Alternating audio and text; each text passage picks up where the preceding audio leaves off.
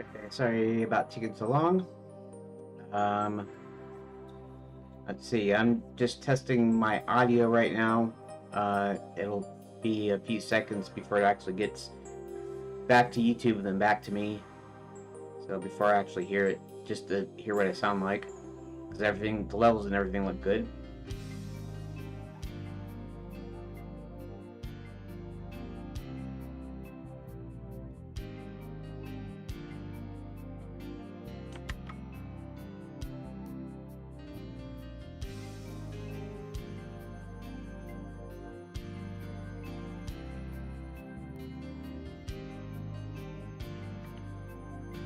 Okay, webcam time. I have adjusted the webcam. Uh, just adjusted a few things.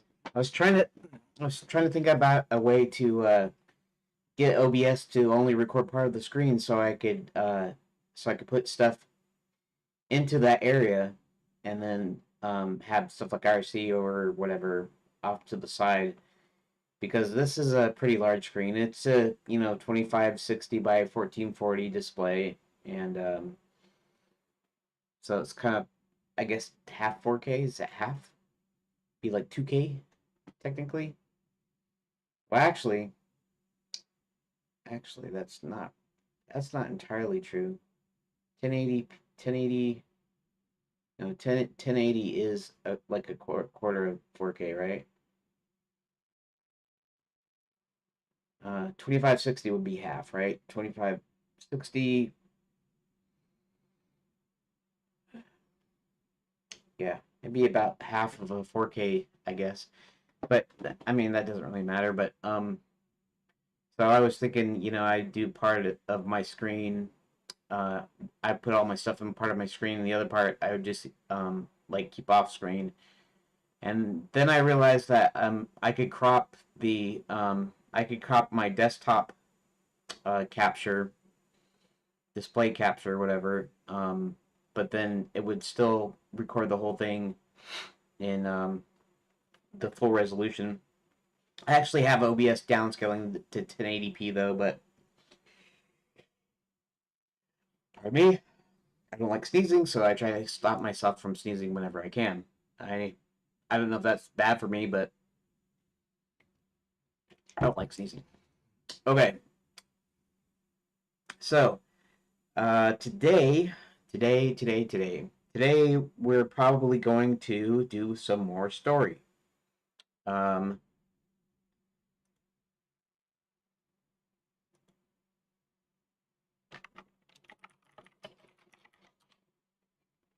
Somebody thinks it's a good idea that I'm streaming in on RC.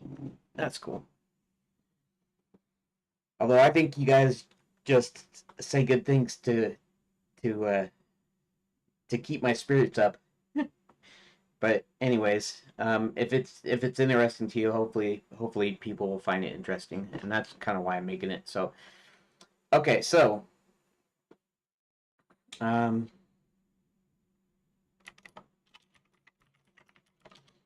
okay, so we're I'm developing my game, right? And here, let me pull up a few things here.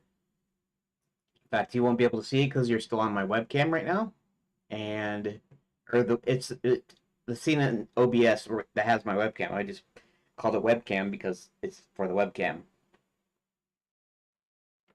Logical, right?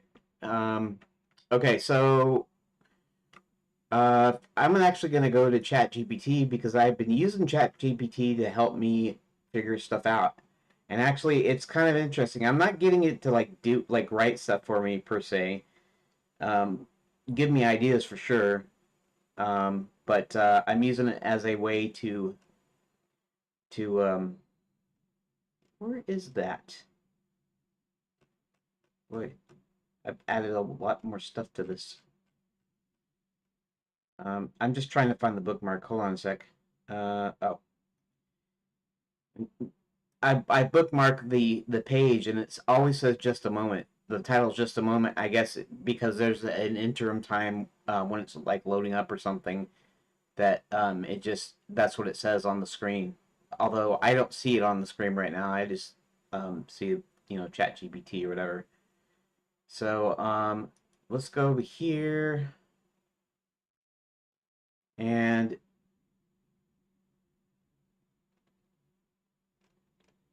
okay, let me pull up something else. I did not put that in my notes, did I? I put that in a escape from the wine cellar text.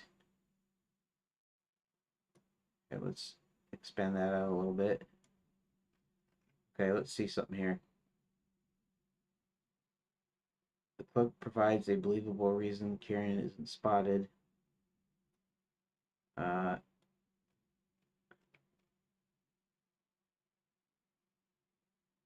oh, so it didn't actually save. See something here.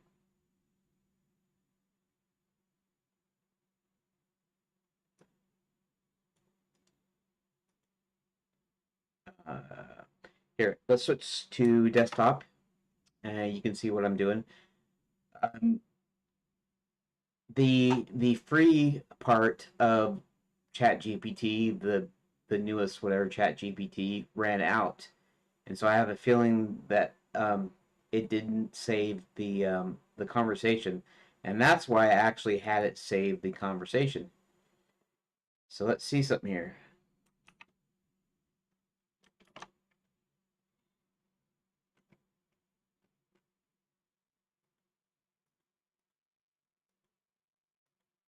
Okay, let's let's close that. Sequence also provides a bit of attention as Karen answering. Well, it did actually save it, so I guess I'm wrong. Okay, good, good, good. Uh, yes, somewhat. Let me go back up here. Yeah, somewhat. I think maybe her waiting there is nothing else. The cook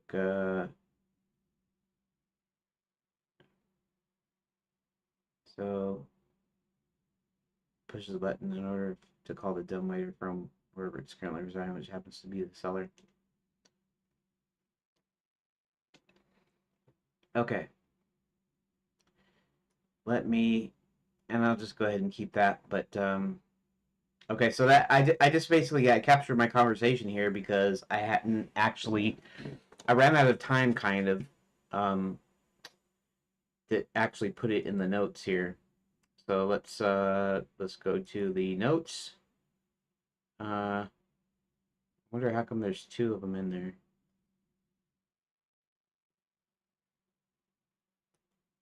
That's weird. But why is there two?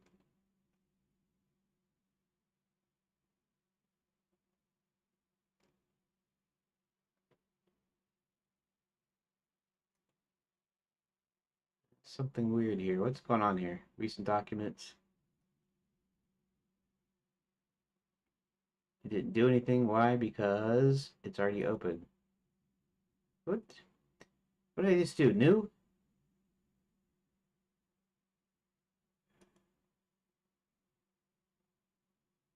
Where's what happened to? Oh,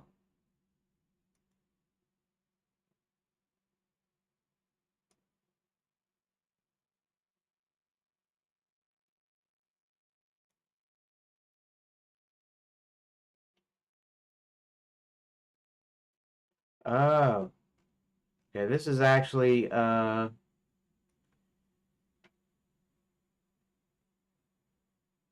hold on a second. Properties. Oh, so this is off my NTFS drive. This is actually the old notes. This is not the new notes. Because I was looking for a reason. I wonder if I can delete that from the recent documents. No. And clear list, I guess. Okay. Let's. Oh.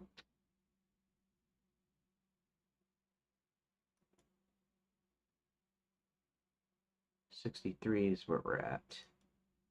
Let's try something else here. Recent. That's still in there. Why can't I delete? Eh, fudge.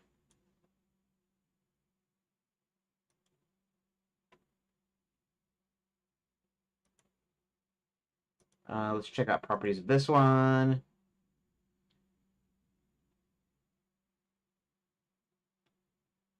Okay, this is from dev stuff. This is my current, anyways.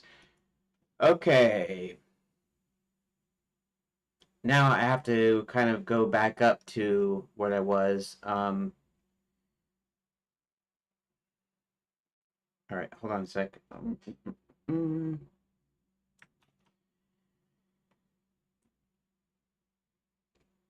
Okay. Appeared to be a wine cellar. Technically, a rope was tied to the cradle, so there really wasn't a way of wrapping the giant cask. Oh yeah, and then I made this little note. Originally, her people had a way to imbue non-magical people with magic, but that would not make sense given she could just use magic to help Hubert or extricate herself from some difficult situation. So in order not to be too powerful, since she is a princess, they've actually kidnapped her to hold her for ransom later because her realm found a way of purifying Quicksilver to 85 to 90%, whereas people in the lands were only capable of about 70%. And actually, it's not the lands so much; it's Max, the bad guy. But okay, so they kidnapped the princess, and she is tied to a wine cask, a giant wine cask. She's actually tied to the cradle that's holding a giant wine cask in the wine cellar of the Grand Enchanted Landian Hotel. It says, looking around the dimly lit cellar, she noticed more giant casks, rows of cases full of wine bottles, as you would expect from a wine cellar. She tried the obvious at first, trying to get free of the ropes, but they were too tight for her to find any purchase. So she tried the next thing, which was screaming for help. After a while, she got tired of screaming. She just sat there to think. She noticed a hole in the opposite wall, in the wall opposite to the wine casks. Um, I could say opposite to herself, opposite to herself. Soon a couple of tiny eyes appeared in the hole. She started to talk to it. Hello there. The eyes only continued to stare. You can come out if you want. See, I'm all tied up. I can't hurt you. Then a nose poked out, and another pair of eyes peered beside. Come on, I need someone to talk to. The one mouse was now completely out of the hole. That's it. I won't hurt you. As I approached her, it cocked his head to one side. Can you talk, or at least understand me? Of course I can talk. I'm a citizen of Enchanted Lands after all. Oh, good. Do you think you can find a way to free me? I don't know about that. My mom always told me not to trust things many times larger than myself. It wouldn't hurt you. In fact, I'm hurt right now. These ropes are chafing somewhat fiercely. How do I know you won't gobble me up as soon as I free you? Yeah. And then she gets kind of mad. Um, I don't know that a human would eat a mouse anyway, so that's kind of a dumb line. But maybe I can change it later. But I'm Princess Karen Elspeth from the realm of Verdance, which means I am royalty, and as such, I do not lie. If I say I won't harm you, I won't harm you. Besides, I need to get out of here because they want to ransom me for a new way to process Quicksilver, which my people have developed. Otherwise, they might get rid of me. Still a little nervous, the mouse approaches cautiously and starts examining the rope around her hand and then starts to nibble as she giggles, saying that tickles. Knowing it's a bit tough to chew, though, through, he backs off. Nope, that's a little too hard for me. Then she, thinking quickly, replies, I thought you mice could chew through anything. I was talking to the mice in the castle, and they said they can chew through rope like nobody's business, and that everyone else are just amateurs. They did they? Well, I'll show you. Then he squeaked a bit, and a few more squeaks came from the hole in the wall, and soon there were tons of mice pouring out, so much so that Karen almost had no room to move. They were suddenly on the ropes, chewing it through in no time. When she was finally free, she picked up the mouse that initially talked to her, and she asked him, "What's your name, dear mouse?" "My name is Finley, at your service." "And I bet I showed you who could chew the fastest." Um, that Finley is an understatement. She then kissed him on the cheek and put him back down. "Now I must go and see if I can get out of here." They all started waving goodbye and saying bye as they filed back into the mouse hole until she was left by herself. Making her way up the stairs, looking out the window on the door. Uh, now, I actually don't know what exactly I was going to put here in the sentence. I mean, because I went through this whole thing with Chat GPT. Oop, wrong button. Uh, Chat GPT and come up with this whole thing. Um, okay, the scenario here's okay. So this actually going after our discussion of how everything works. Then this is the scenario. It didn't actually come up with it, but it did. I thought of things and then I asked it some stuff and then I asked it how how could she escape or how could she escape without seeing. In fact, at one point she actually finds information. So after she escapes, she can't go up the door, so she sees the dumbwaiter is there and she gets into the dumbwaiter, hoping that somebody's going to call it up at some time, and they do. And then, as they come up to the level of the kitchen, um, she overhears them talking about sending some food upstairs. And obviously, at this point, she could get caught at any moment, and so she crouches and she tries to make herself as small as possible. And there's only so much room in a dumbwaiter, anyways. I may make it slightly larger. It's still a dumbwaiter. It's still not an elevator for people, but maybe it can hold like a full tray and a couple of things. And um, so she's crouching in there, and it starts to open, and then they start talking some more, and then the cook or a cook, maybe if there are more cooks, shoves in a tray, and maybe it looks in the opening for a moment because the cook doesn't open it all the way, just enough to shove the tray in. But obviously, she sees something weird that she can't explain when she's looking at it, and then she turns away. And then because Karen's wearing this dark green cloak that she came in, and she's still wearing it, and so she could kind of cover herself up and kind of crouch in such a way that they don't really see anything. And so then she's forced to go upstairs because she's in the dumbwaiter. It goes upstairs to the next floor, and then when she gets out, she starts looking around at stuff, and she stumbles on a room that she stumbles on a room uh, where some of the villains are speaking about their plans. She learns Max's plans because there's like this room with the maps and charts and blueprints and all kinds of serious stuff here. And she finds out some very, very vital information. Okay, so I'll go ahead and read what this shows up, and it's pretty much what I just told you, but we'll do it here. Karen tries the wine cellar door, but it's locked. She looks around and notices the dumbwaiter. There's no immediate way to escape, so she tries to wait and see what happens next. Um, a cook under dress, working for the villains, enters the kitchen above. She's clearly stressed and muttering about how the villains are always demanding food at the worst times.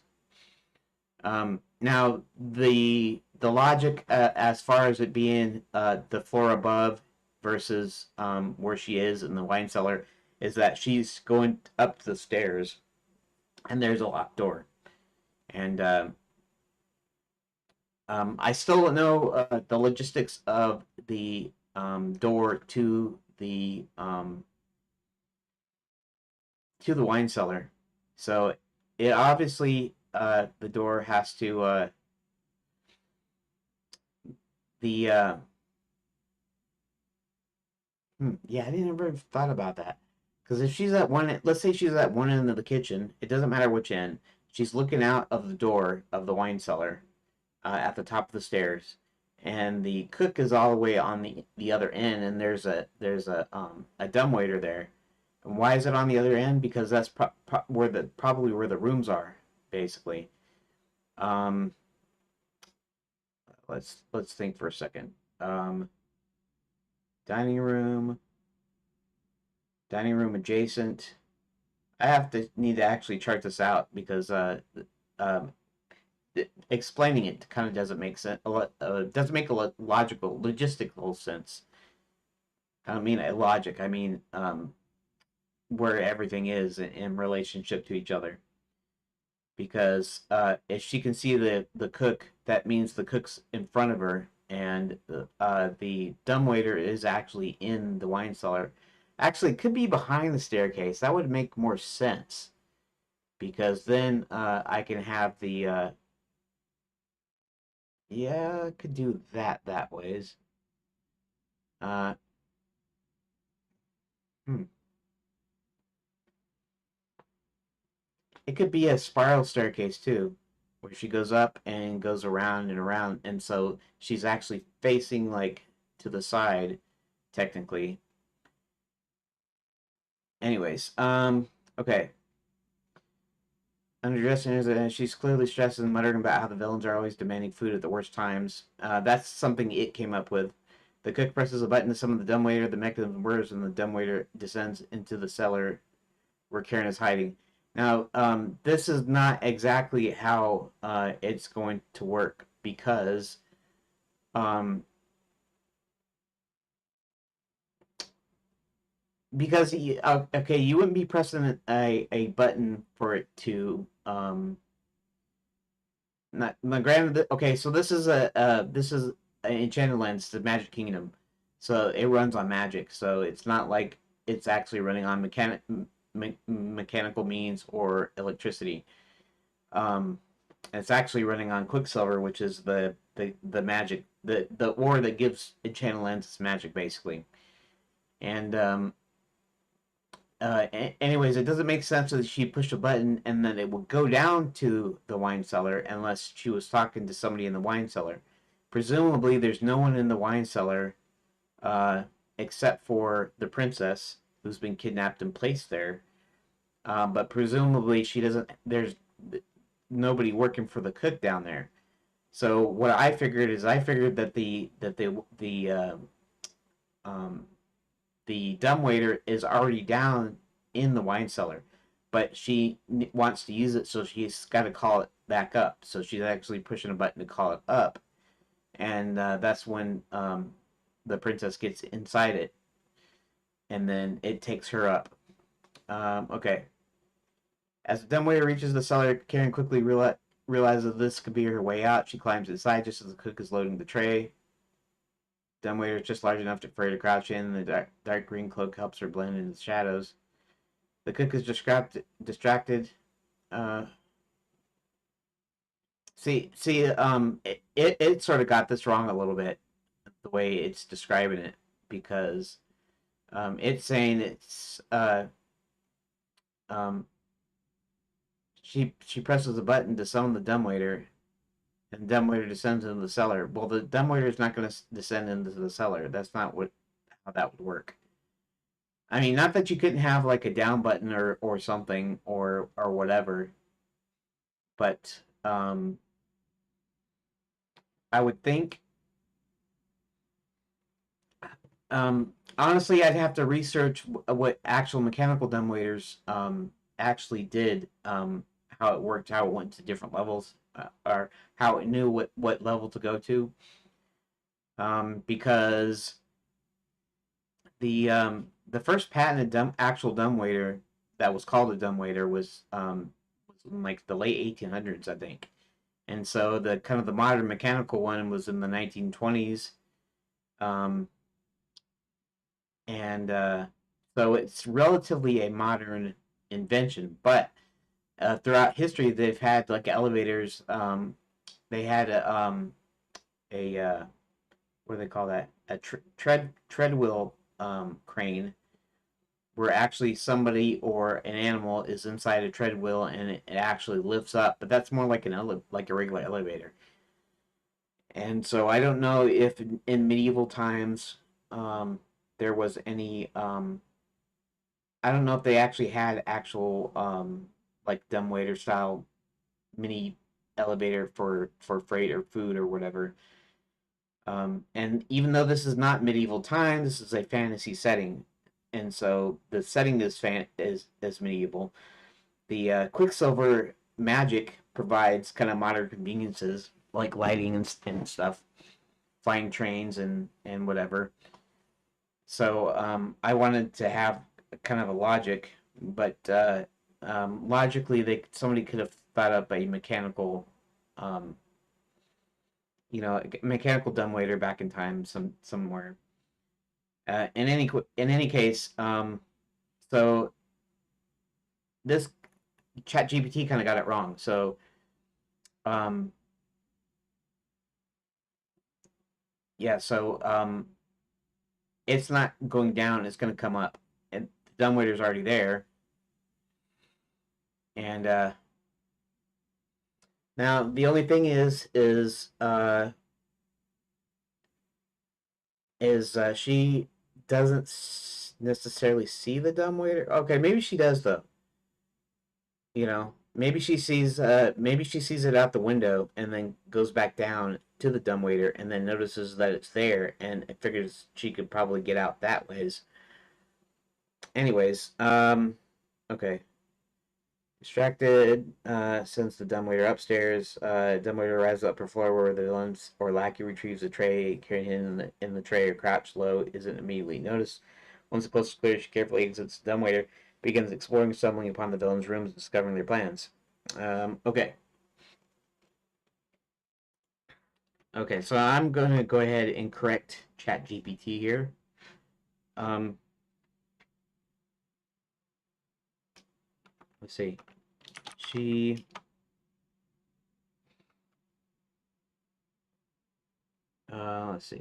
let's see. She wouldn't call the dumb waiter up and then it goes down. The dumb waiter must already be down. Okay.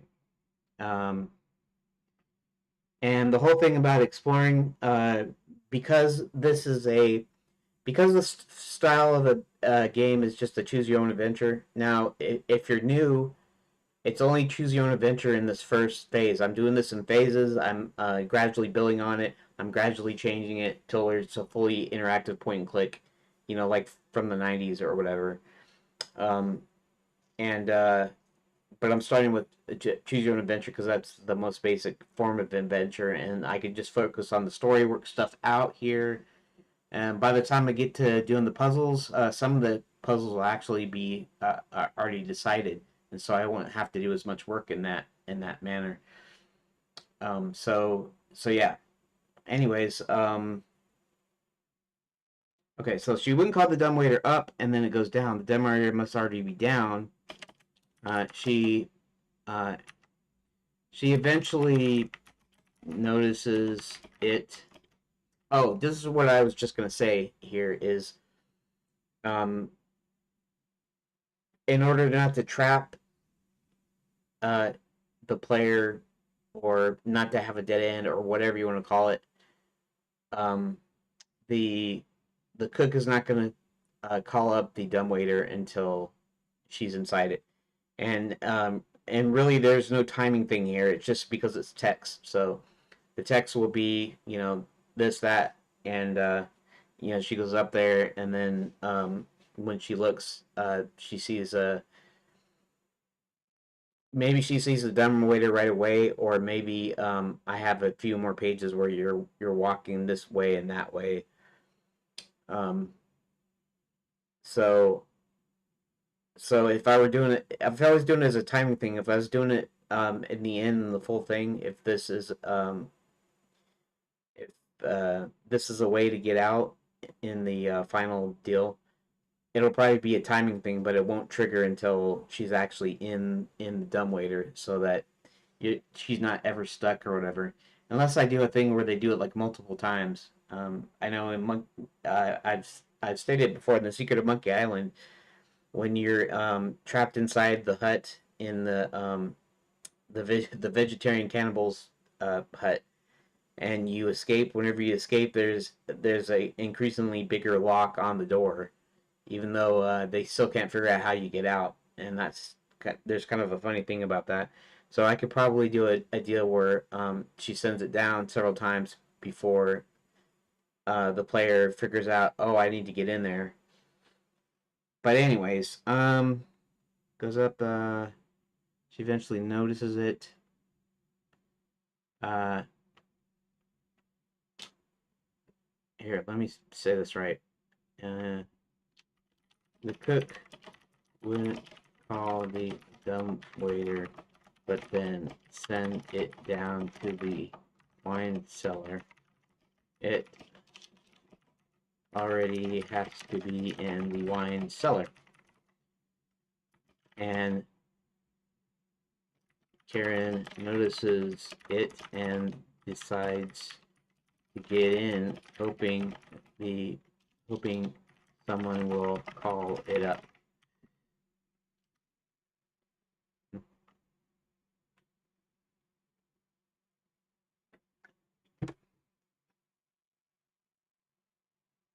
And it's actually showing me the sequence here, based on I'd asked for different things. I'd asked for how could she escape, get through ropes or whatever, and then it gave me some ideas like you know um,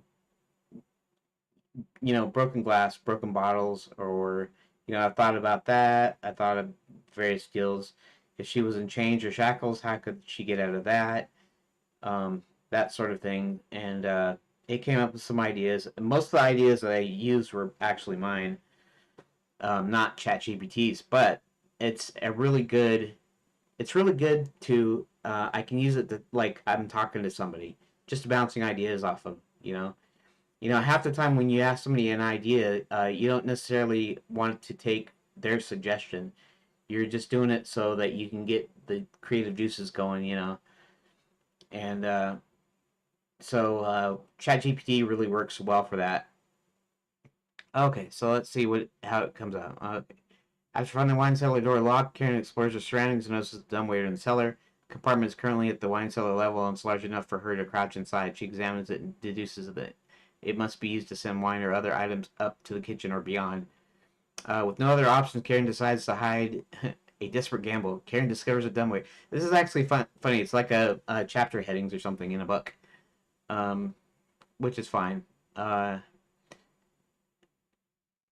see. The components currently at the wine cellar level is large enough for her to crouch inside. She examines it and deduces that it must be used to send wine or other. Okay. No other options. Decides to hide inside the dumbwaiter, hoping someone will eventually summon it. She crouches inside, pulls her dark green cloak around herself to blend into the shadows of the compartment. After a tense moment, Karen hears a whirring sound as the dumbwaiter starts to move. It's being called from the kitchen above.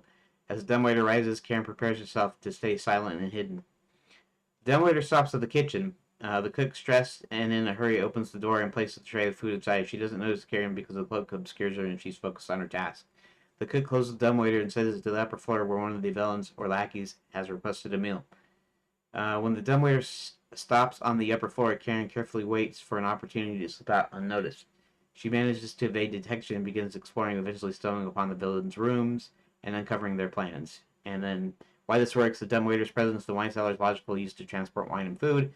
Karen's decision to hide in the dumbwaiter is believable given her lack of other options. The sequence creates suspense. Karen must remain hidden while the dumbwaiter is in use. Okay, so that's pretty much what I'm going to write in there now. That's that's pretty good. That's okay.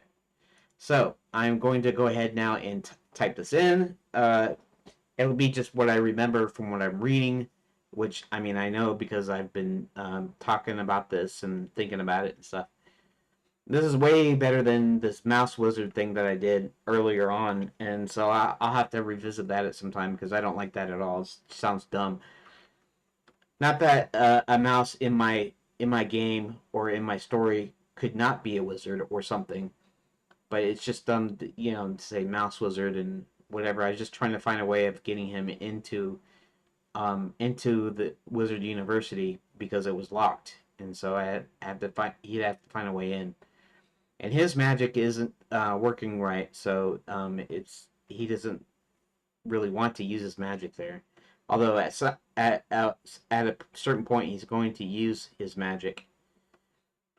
Okay, making our way up the stairs and looking out the window on the door. Okay.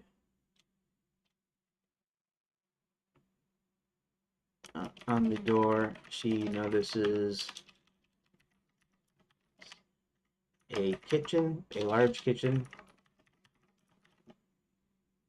but currently only one cook working in it. She tries the door while carefully keeping an eye on the cook. But the door is locked. She then goes back down the stairs and starts exploring the wine cellar.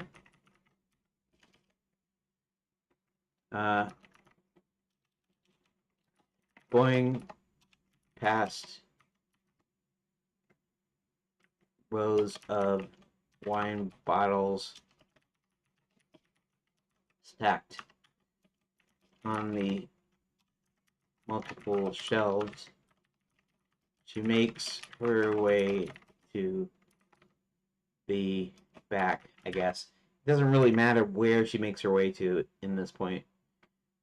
And she notices a table, a few tables, some containing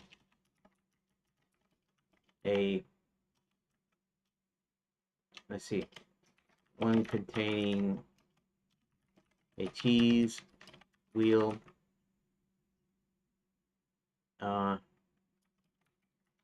partially a cheese wheel with part of it cut, a knife. I don't know if she's going to want to use the knife. You might want to pick up the knife. But there's no way to pick up a knife in a choose your own adventure, so I might leave it there, or I might have her pick it up just in the course of the story.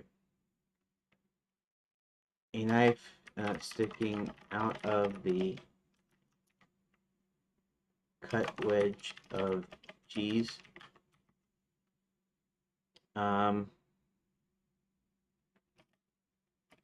A couple of wine glasses that looks like oh, there's an interesting thing too.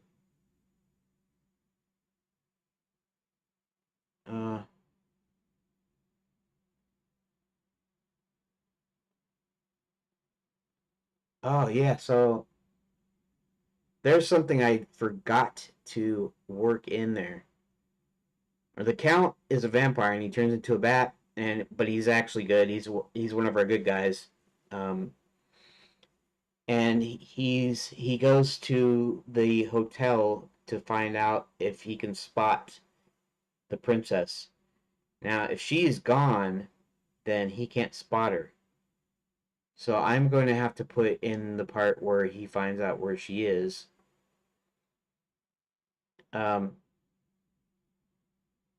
Yeah. I don't know if I've actually done that yet. So we're going to see. Well, actually, maybe that's afterwards. That can still be afterwards because she gets recaught. So maybe that's the time when. Okay. See, part of this is that there's these things in the story that are happening concurrently. Okay.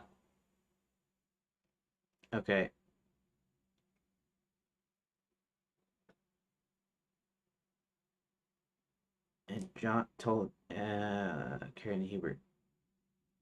For Karen and Hebert. For Karen. And Hebert told John who Max is and he's back.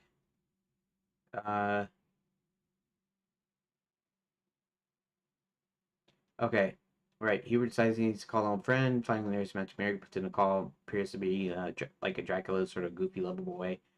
Let's see. Signs of Princess Karen. Anything for you? You know, so the cracks open. Flies in the room.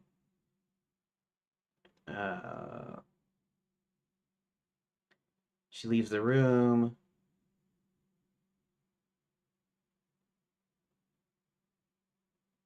She started leaving once again. The count followed her without being detected. When she entered the wine cellar, she went straight over to the giant cask. Hopkins knows what he seems to be your princess tied up to a wine cask.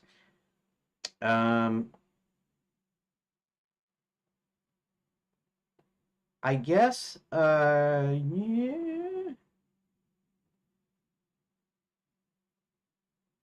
So I guess I kind of need to put in a scene where this woman that's pretending to be the princess has this little conversation in the wine cellar, and I mean I guess that's not a big oversight, but it is a little bit of an oversight. Returns later, but I also got to have the thing here, so I'll have to put that in after.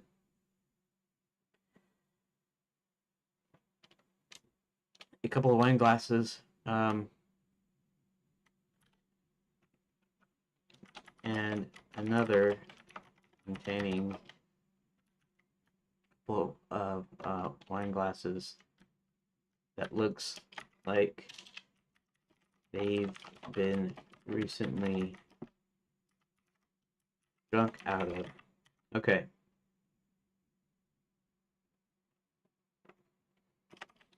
Behind the tables on the wall is a dumb waiter.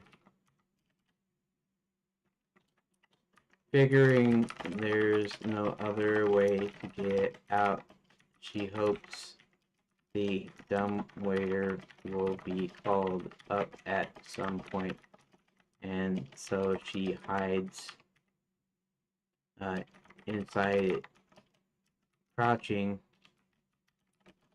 because the area is small. Luckily, she's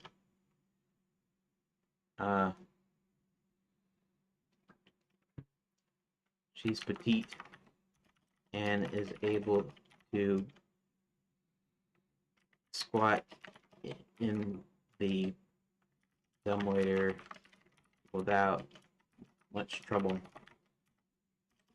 She pulls her cloak around her, hoping that it will help camouflage her. I don't know how you spell camouflage. Oh, camouflage. Camouflage. It will help camouflage her from anyone peering in. Okay. After waiting for a few tense moments, she begins to hear a faint humming and whirring sound as the dumbwaiter starts to ascend. Okay. After a moment, the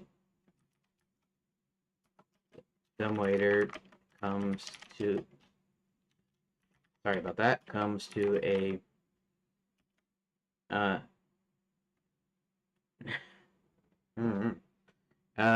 After a moment, the dumbwaiter comes to a halt, and she overhears the cook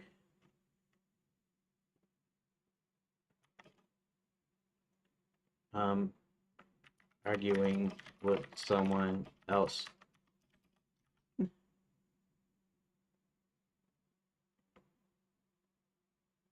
And I don't know what she called. She wouldn't call them villains. She might call them villains, I guess.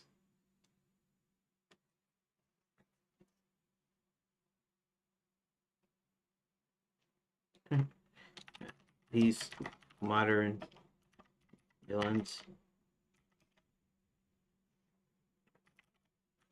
don't know how to be polite. Always wanting what they want when they want it without regards to anyone else's feelings. No Elsa's. Huh. I guess apostrophe would be appropriate. Huh. What is... Okay, so what is possessive of else?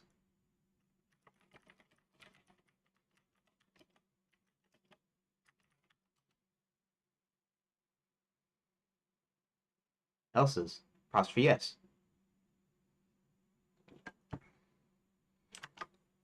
ELSE apostrophe S. Okay. Add to dictionary. Okay.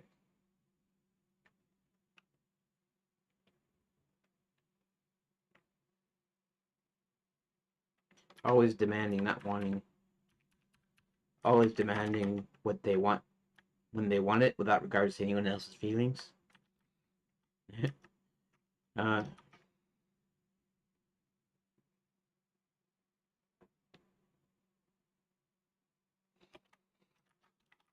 they have a lot of work to do. So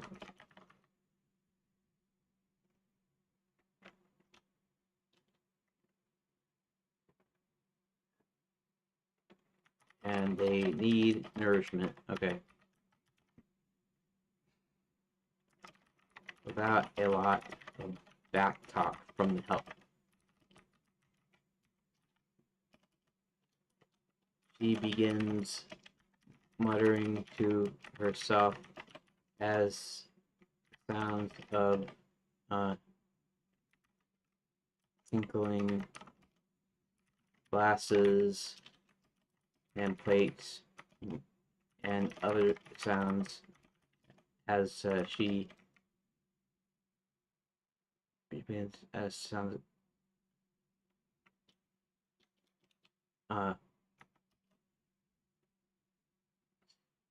can be heard from the outside of the dumbwaiter as the cook prepares some food. Eventually, the cook opens the door partway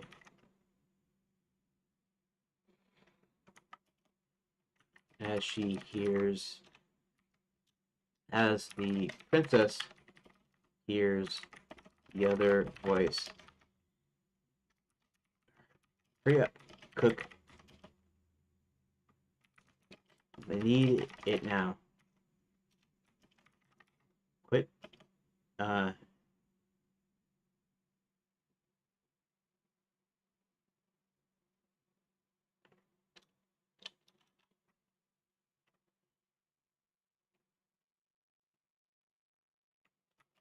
Quit dragging your feet, I guess.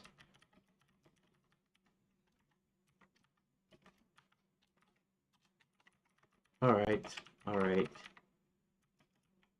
And she slides the tray in, not noticing the princess is there.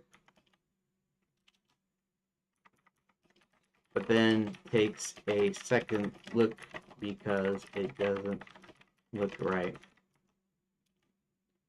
After a moment, the cook isn't sure what she's looking at, and then she shakes her head and closes the dumbwaiter door before the princess feels it start to move again. When it hits the second floor, someone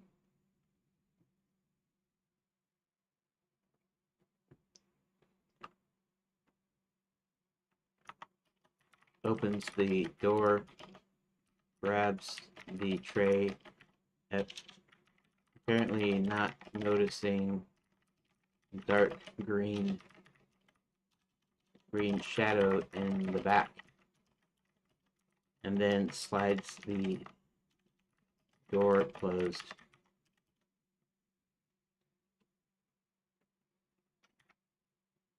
Karen waits for the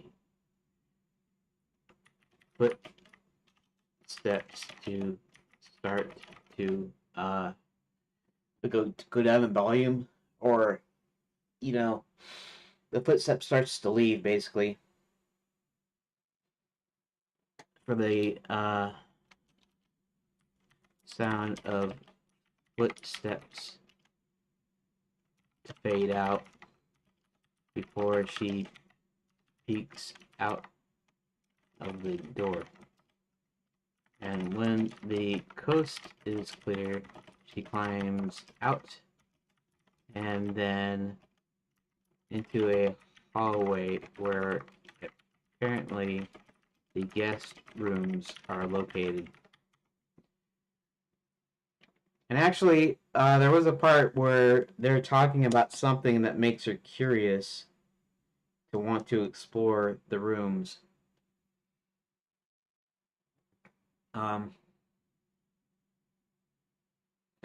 And now here's the thing, and you can even do this in a choose your own adventure, where it's like, okay, do you want to explore some guest rooms, or do you want to just find a way out?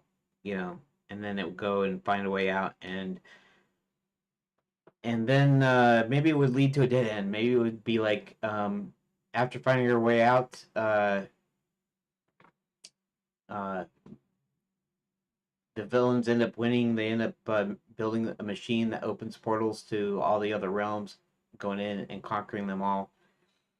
And that would be the end. Basically, that'd be a bad ending. But I'm not going to do endings here just because that's not the way that the eventual game is going to work. So she starts exploring, see if there's a way out. And then they door to a room where there are maps on the wall,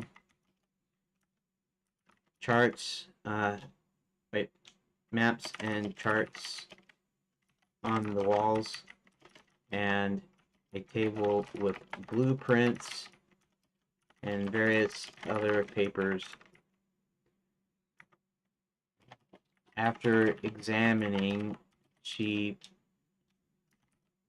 notices the blueprints look to be for a giant machine, and on one of the maps, the one of the maps, and one of the maps is of the castle grounds, and let's see, and a large terrace. I don't know. Can you have a terrace with just one level? Is that a terrace? Just a patio, porch, portico? What are other words for it? Anyways, let's ask ChatGPT. I mean, I know it can just do a regular search deal, but let's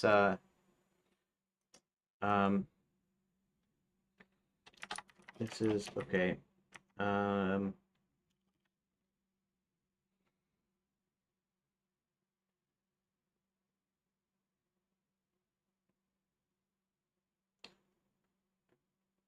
Let's see. A terrace. Describe a terrace for me. Outdoor, open, usually elevated space that provides a scenic view and serves as an extension of a building. Specific design and purpose may vary depending on the setting and the architecture. General description that could adapt for your story. Often situated on upper floor, accessible from rooms or hallways, can overlook gardens, courtyards, surrounding landscapes. Structure typically flat and spacious. Sturdy surface made of stone, wood, or tiles. Surrounded by a large wall, balustrade, or railing for safety. Often made of stone, wrought iron, or carved wood in a fantasy setting. Furnishings, many feature tables and chairs and benches, sometimes arranged for dining or socializing. Planters are potted. Greenery add aesthetic charm. Decorative elements, lanterns, torches, or magical light sources for illumination, sculptures, fountains, and others. Or small water features in opulent settings. View and atmosphere offers a breathtaking view of the surrounding environment, such as a forest, landscape, mountains, or bustling towns.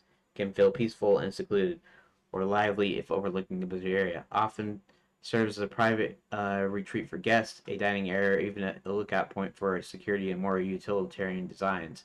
In a villain's hideout, terrace might be used for secretive meetings, plotting, or as an escape route. That's probably not. That probably would not be on a terrace. He probably wouldn't have a terrace. Iron railings with swirling floral patterns enchanted to sparkle family under moonlight. A stone tiled floor with intricate mosaic designs that reflect the hotel's grandeur. Scattered seating, cushioned chairs, small tables, or anything, though they've fallen into slight disrepair due to the hotel's lack of use. Potted plants. Okay. Um, could be a dramatic setting for to counter or an obstacle to make a daring move. Not at this time. In fact, one of the things she finds out. One of the things she finds out is that they're looking at one of the terraces. Uh, um, in or on in the castle, or connected to the castle, where a giant machine is meant to be built. I'm deciding on the information she finds out.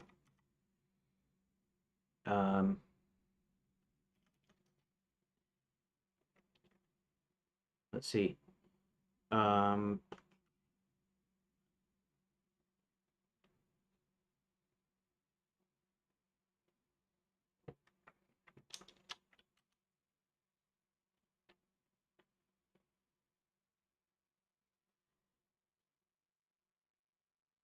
That's a compelling detail. It adds layer and intrigue and sets the stage for the villain's larger plans. Stumbling upon their designs or plans for this machine lines well with their discovery during the escape attempt. Okay. Yeah. Okay, so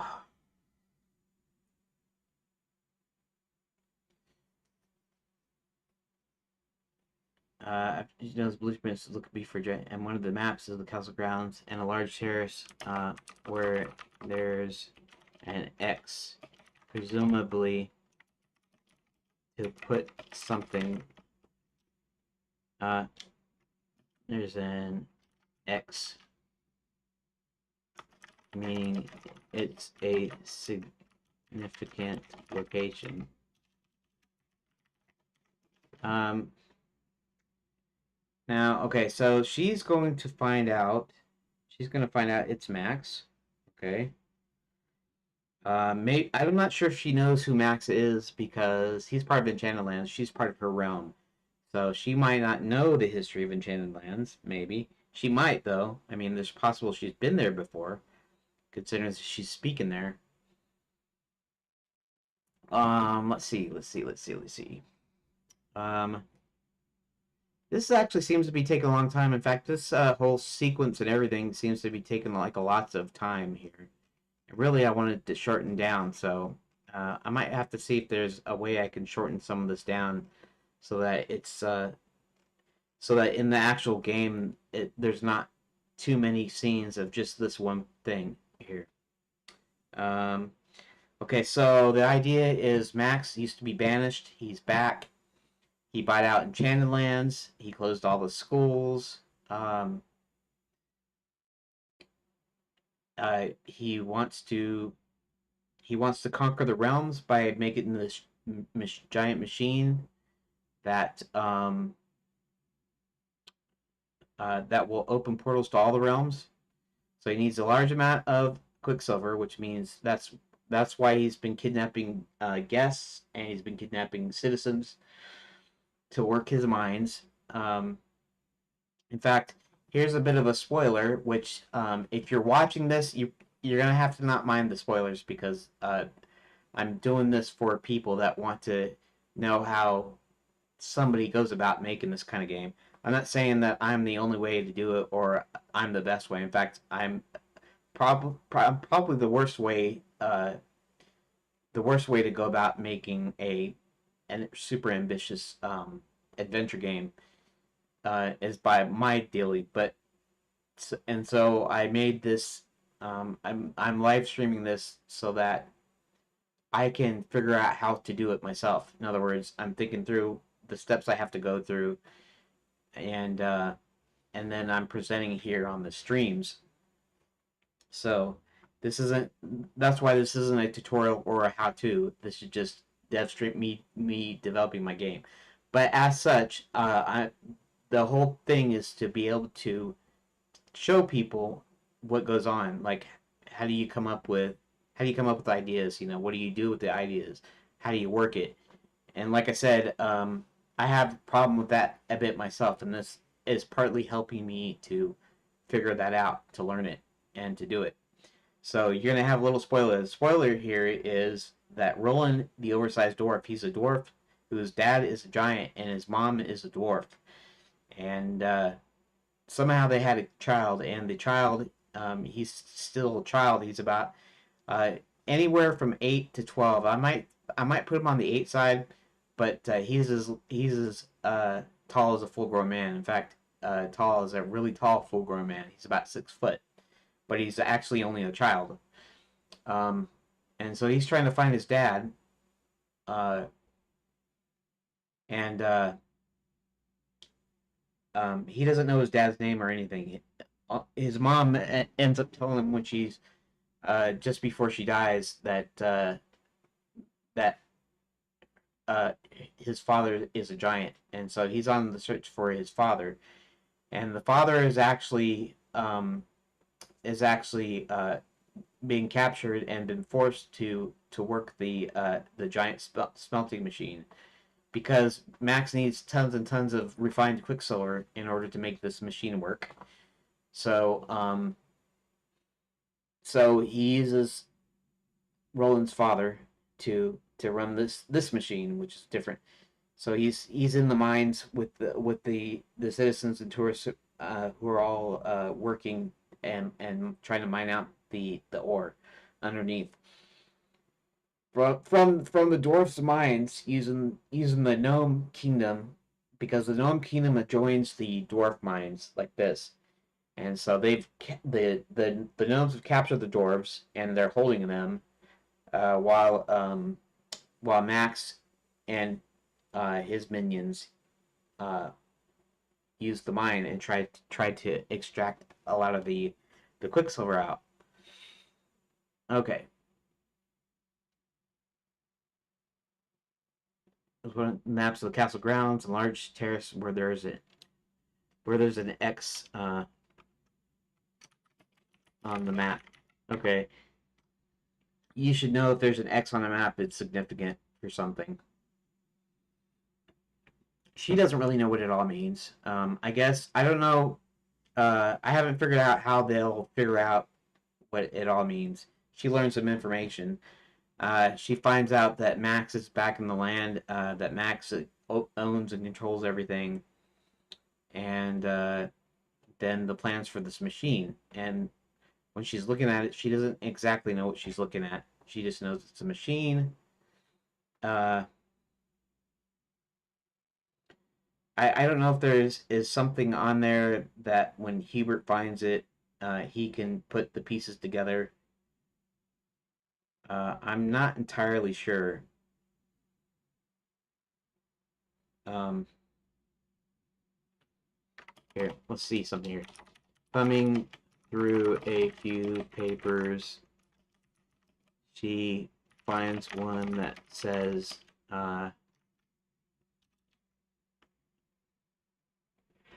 no, maybe she's looking at the blueprints. After re-examining the blueprints, blueprint of the machine, he notices it says I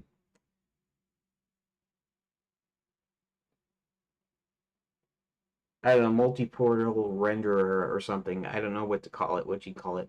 Here, maybe I should ask ChatGPT what ChatGPT would call it. Okay, so she's in a room. It has blueprints for a giant machine and an X on the map of the castle grounds. Now, when everybody comes to Enchanted Land, they come to the castle first. The castle's actually up in the clouds. So usually they're riding on flying trains. And so yeah, so that's why there's this giant terrace. Now this terrace is, you know, for entertaining or for looking over the lands or whatever. But this terrace is like large enough to hold this giant machine. To where it accepts people. Okay.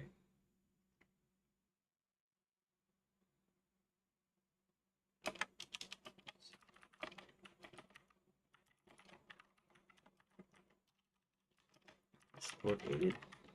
Okay, she's in the room. The machine is going to open, I'll say, multiple portals to other realms. So Max can conquer them. Can you think of any suggestions for the machine name? Machine's name. The Nexus engine. Alexa's role of creating portals and connecting realms. I don't know if it's coming up with Nexus because of what I put in before, or if it's just yeah, Realm Shifter, the Portal Forge, Arcane Gateway. Yeah, it's not just a gateway though. It's opening multiple Convergence Crucible. That sounds interesting. The Riftbreaker, Multiversal Beacon, the Infinite Arch, the Dimensional Weave, the Omnigate Construct. Granny is supposing, maybe it wouldn't be Construct, but maybe the Omnigate. I think I like. Okay. Where did you come up with the? Wait. Did you come up with number one all by yourself or based on what I've inputted before, i.e. what's in memory?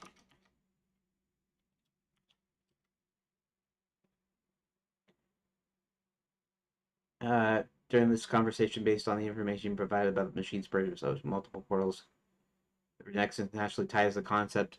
Oh, yeah. Well, okay. So that makes sense.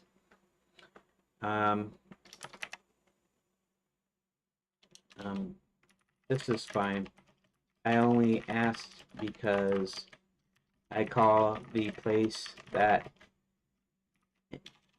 Enchanted Lands is located in the sunny nexus of worlds.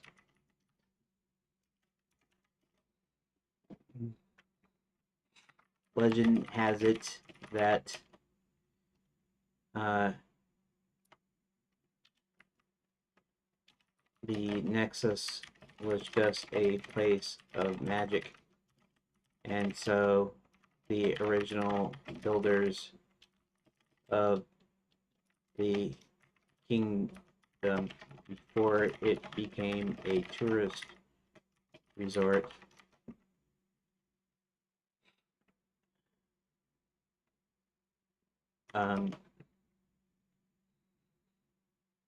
mined the quicksilver out of it to build the kingdom.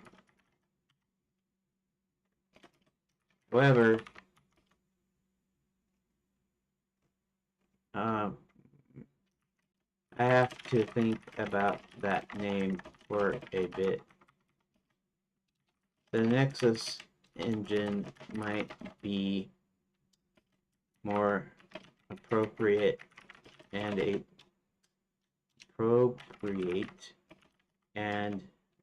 bit more cryptic might suit it. But I also like the Omni Gate without the construct part in the name. So I'll try to decide between these two.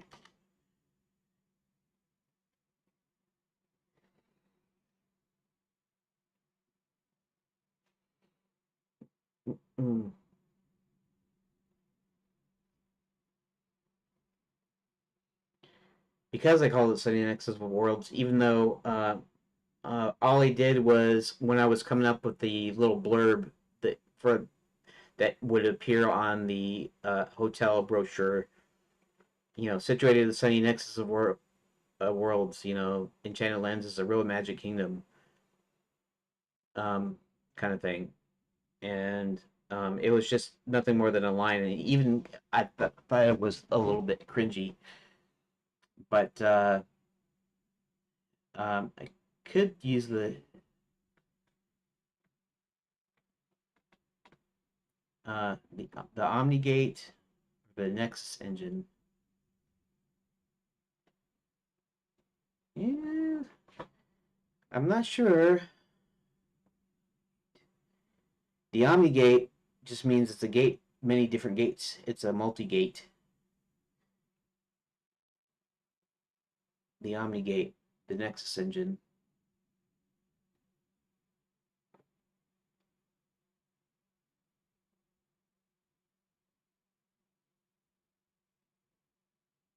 Uh,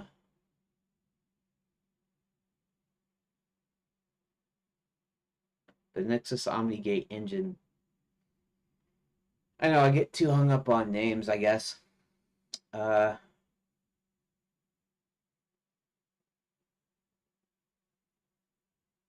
Omnigate. Maybe I'll go with Omnigate because it's a little bit more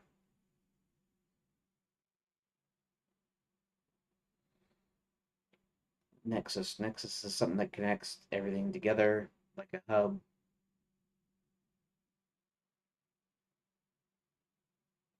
Nexus engine.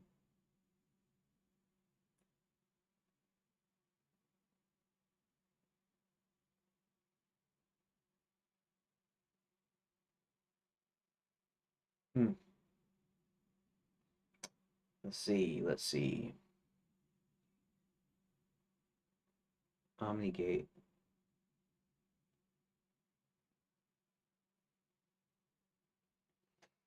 I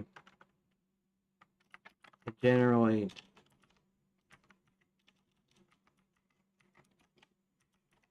know what Omni is, but what's the technical definition of the Omni prefix?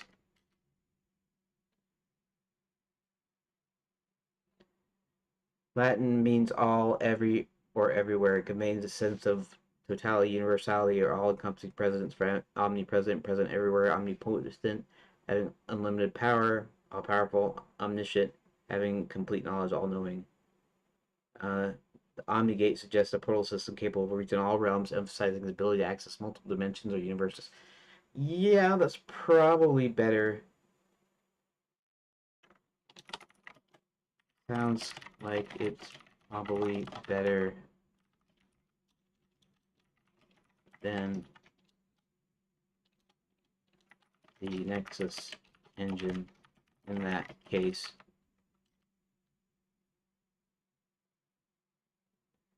OmniGate seems like a strong choice based on its connotations, conveys a sense of vast potential universality, fitting for a machine designed to open portals to all realms. The name aligns well with the overarching theme of the Nexus of Worlds while hinting at the villain's ambitions. Almost omnipotent goal of conquering multiple dimensions. It also has a sleek modern ring to it, which complements the Quicksilver-powered technology in your setting. Would you like to explore adding a subtitle or description to make it even more evocative? For keeping it precise. Concise for the moment, because this is a name on a blueprint, and our heroes might have to decipher what this means. Although it shouldn't be very hard to decipher.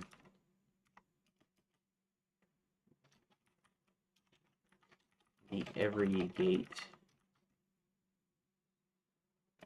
meaning all of the portals.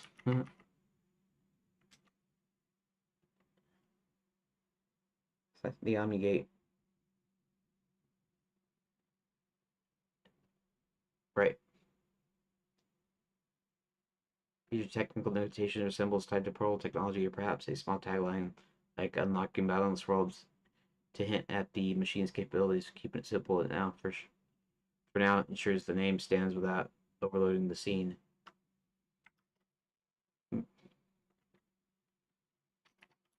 Omni Gate title.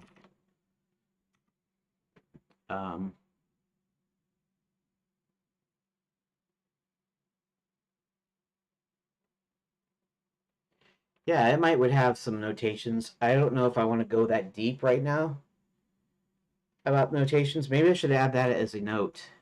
I add these notes because it's things that I want to keep in mind for later when I actually when I'm building puzzles and whatnot.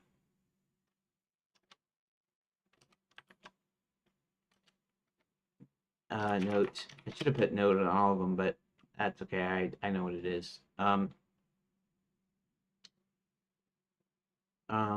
was I gonna say?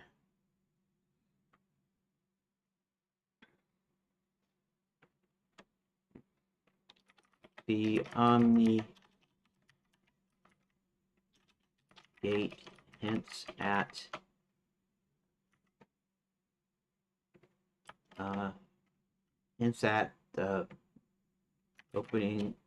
at opening portals to all realms. There should probably be some sort of technical notations to indicate how it works, and maybe the heroes find a way to get the plans. See, I could copy Star Wars and have the princess manages to steal the plans, and then she gives them to Hubert. Actually, she could steal the plans, couldn't she? She could stuff that. She could stuff the blueprint somewhere. That's a thought. That's a thought. To get the plans.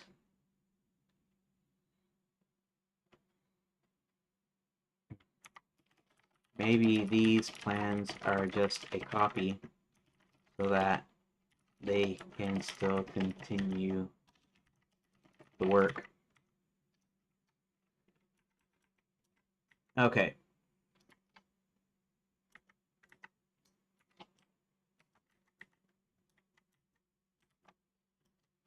All right, so she grabs the blueprint.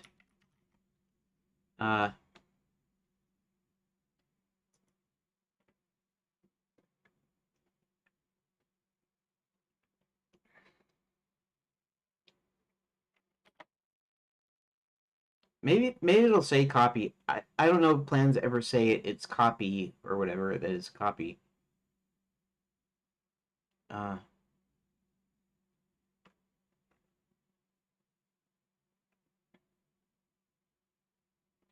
Maybe it says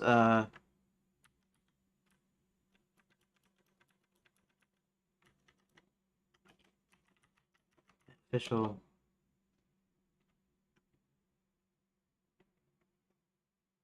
official copy. The OmniGate is not a copy. Official blueprint copy. There. I mean, I don't know. That's a little explicit. I don't know if blueprints that were copies would actually say that they're a copy, but we want to know that they can still keep working even though this particular one is showing up. And puts it in her cloak, and then continues to rifle through a few more papers. I don't know if she finds out all the plans. Maybe she finds out all the plans, and then they have to come up with a plan to because they have to do. There's a couple of things they'll have to find their way into the mines to set the slaves free. Um, they'll have to find their way to the administration castle. I call it administration castle if you don't know because that's where the resort is run from. It's a real castle. It was a castle built for the kingdom, uh, but when it was turned into a tourist resort, they turned the castle into a bunch of offices and things. Like the throne room is still there, and the official king's chair, king's throne, the actual throne, is it's now turned into a meeting room. And of course, his throne is at the head of the table. Uh,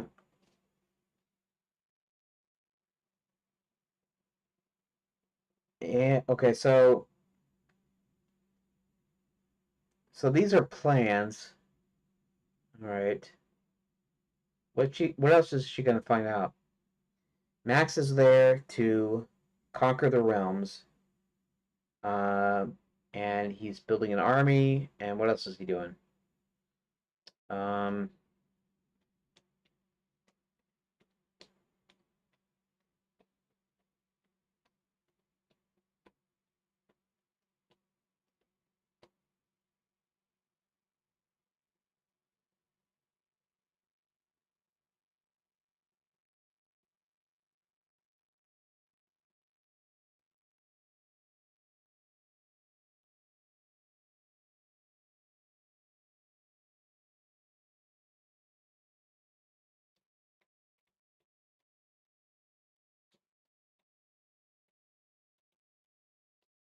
Trying to figure out what all she knows and what all it says, and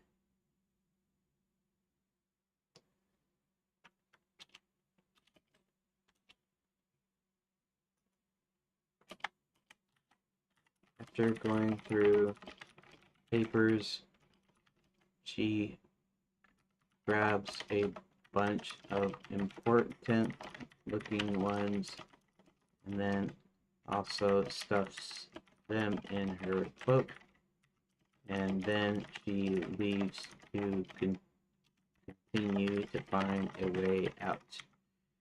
So, okay, so the reason that I did this here, partly because it's taken too long, but also partly because I don't know what all is going to be in those papers, and basically they're going to find out from these papers. They're going to find out what Max is planning, what's going on. So she doesn't know a lot of the stuff she's reading. She doesn't understand a lot of it, and so she's got to bring it back to Hubert, and Hubert will be able to kind of decipher what's going on here. He'll have to piece it together, and so they're gonna have to find a way of uh, There're going to be a lot of things. They're going to have to find a way to get in, like I said, into the mines in order to free the slaves, where they'll find Roland's dad. Um, they're of course they're finding out that he's building this giant machine that's going to open portals from everywhere or anywhere he wants. They have to use the giant terrace on the castle grounds in order to do it, to have enough space to build it, and that he is amassing a giant army of werewolves, vampires, witches, dragons, all kinds of creatures and persons, um, wizards, evil wizards, that sort of thing.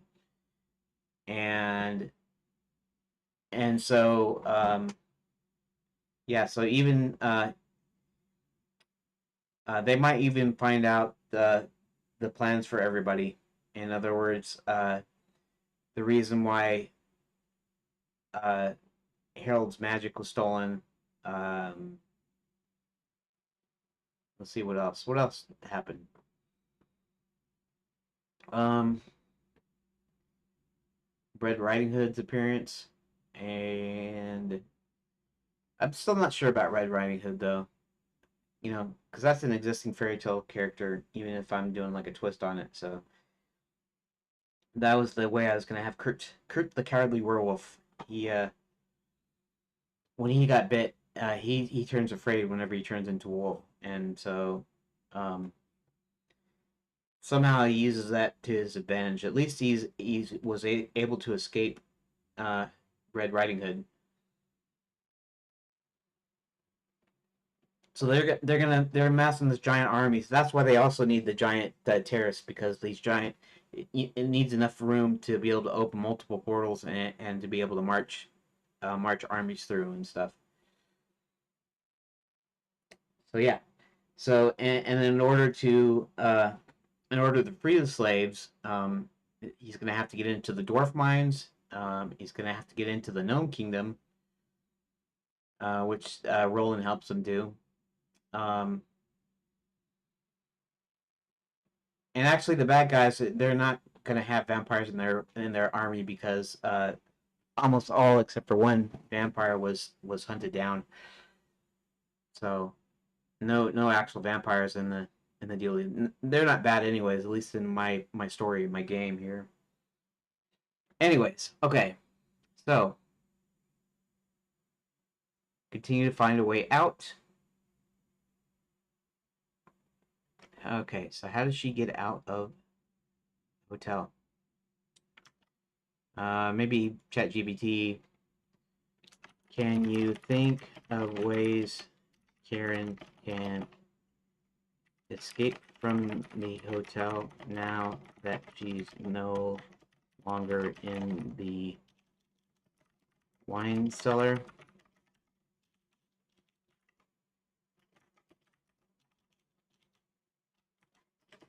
She still can't get spotted. She's upstairs, not downstairs in the lobby.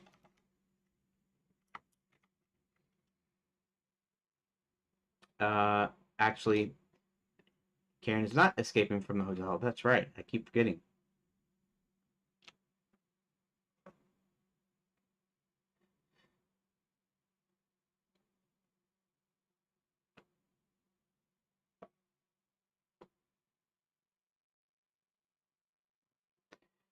Aha. Okay, I figured this out. So here's the thing. She's found a way to escape the hotel. Okay, wait. I need her to be able to escape the hotel, but she doesn't do it because the villains, whoever is at the hotel currently, is holding her new mouse friend Finley hostage. So she willingly turned herself in. How would she escape?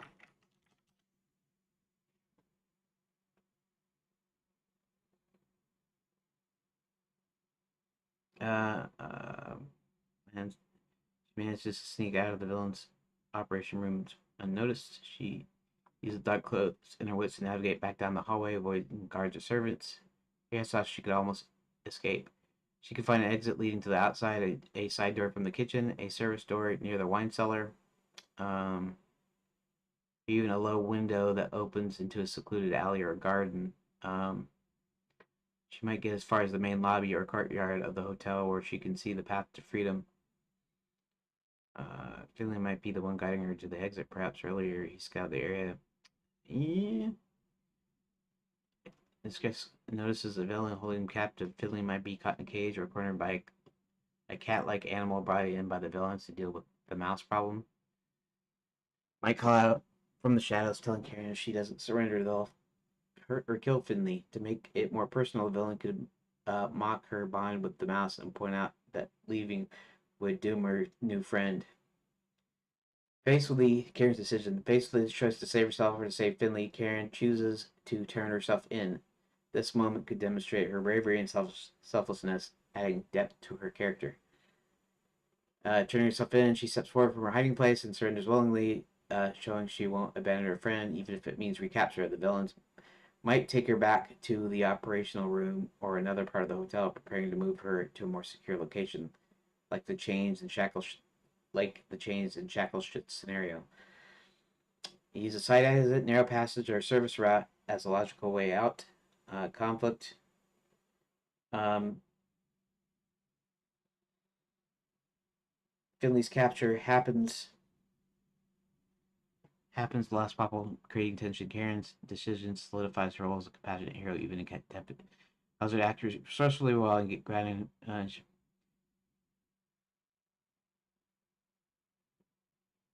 This content may violate our usage policies. Did we get it wrong? Usage policies. Tell us by giving this response a thumbs down.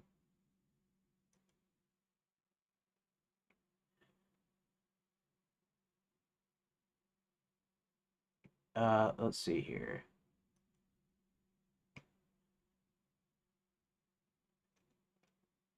Comply with applicable laws. Don't use service to harm yourself or others. Don't repurpose or distribute output from the service to harm others. Respect our safeguards. Compromise the privacy of it.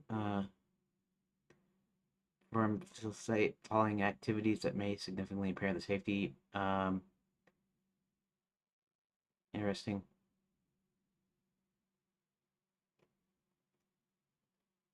Huh.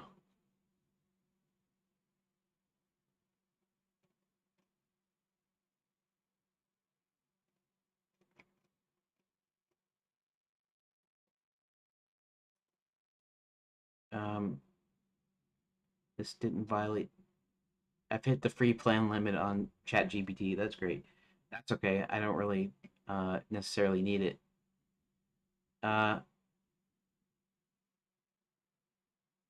this didn't take the full context. Or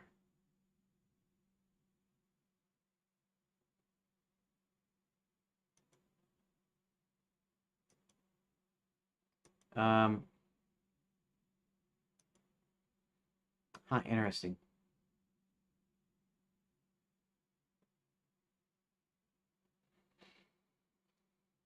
Hmm. Optional. Feel free to. I'm writing a fictional story about a magic kingdom. Um, one of the characters threatened in the game, but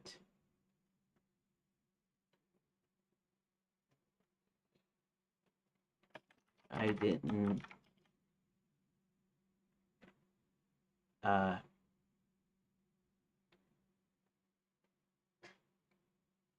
I didn't say anything explicit. Neither did ChatGPT's response.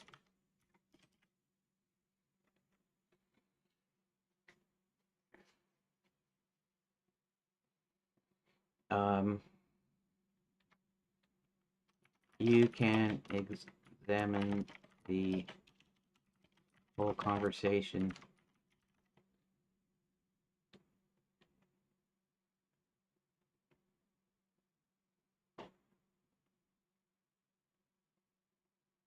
as I've not kept anything. You can examine the whole conversation. Here we go.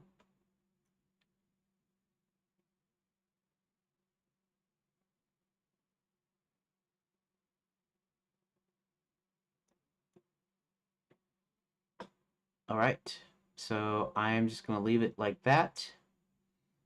Okay. Actually, what time is it? It's 3 o'clock. Ooh, 3 o'clock. Okay. Okay, let's switch here.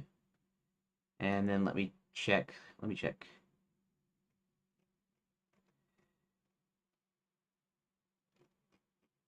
Okay.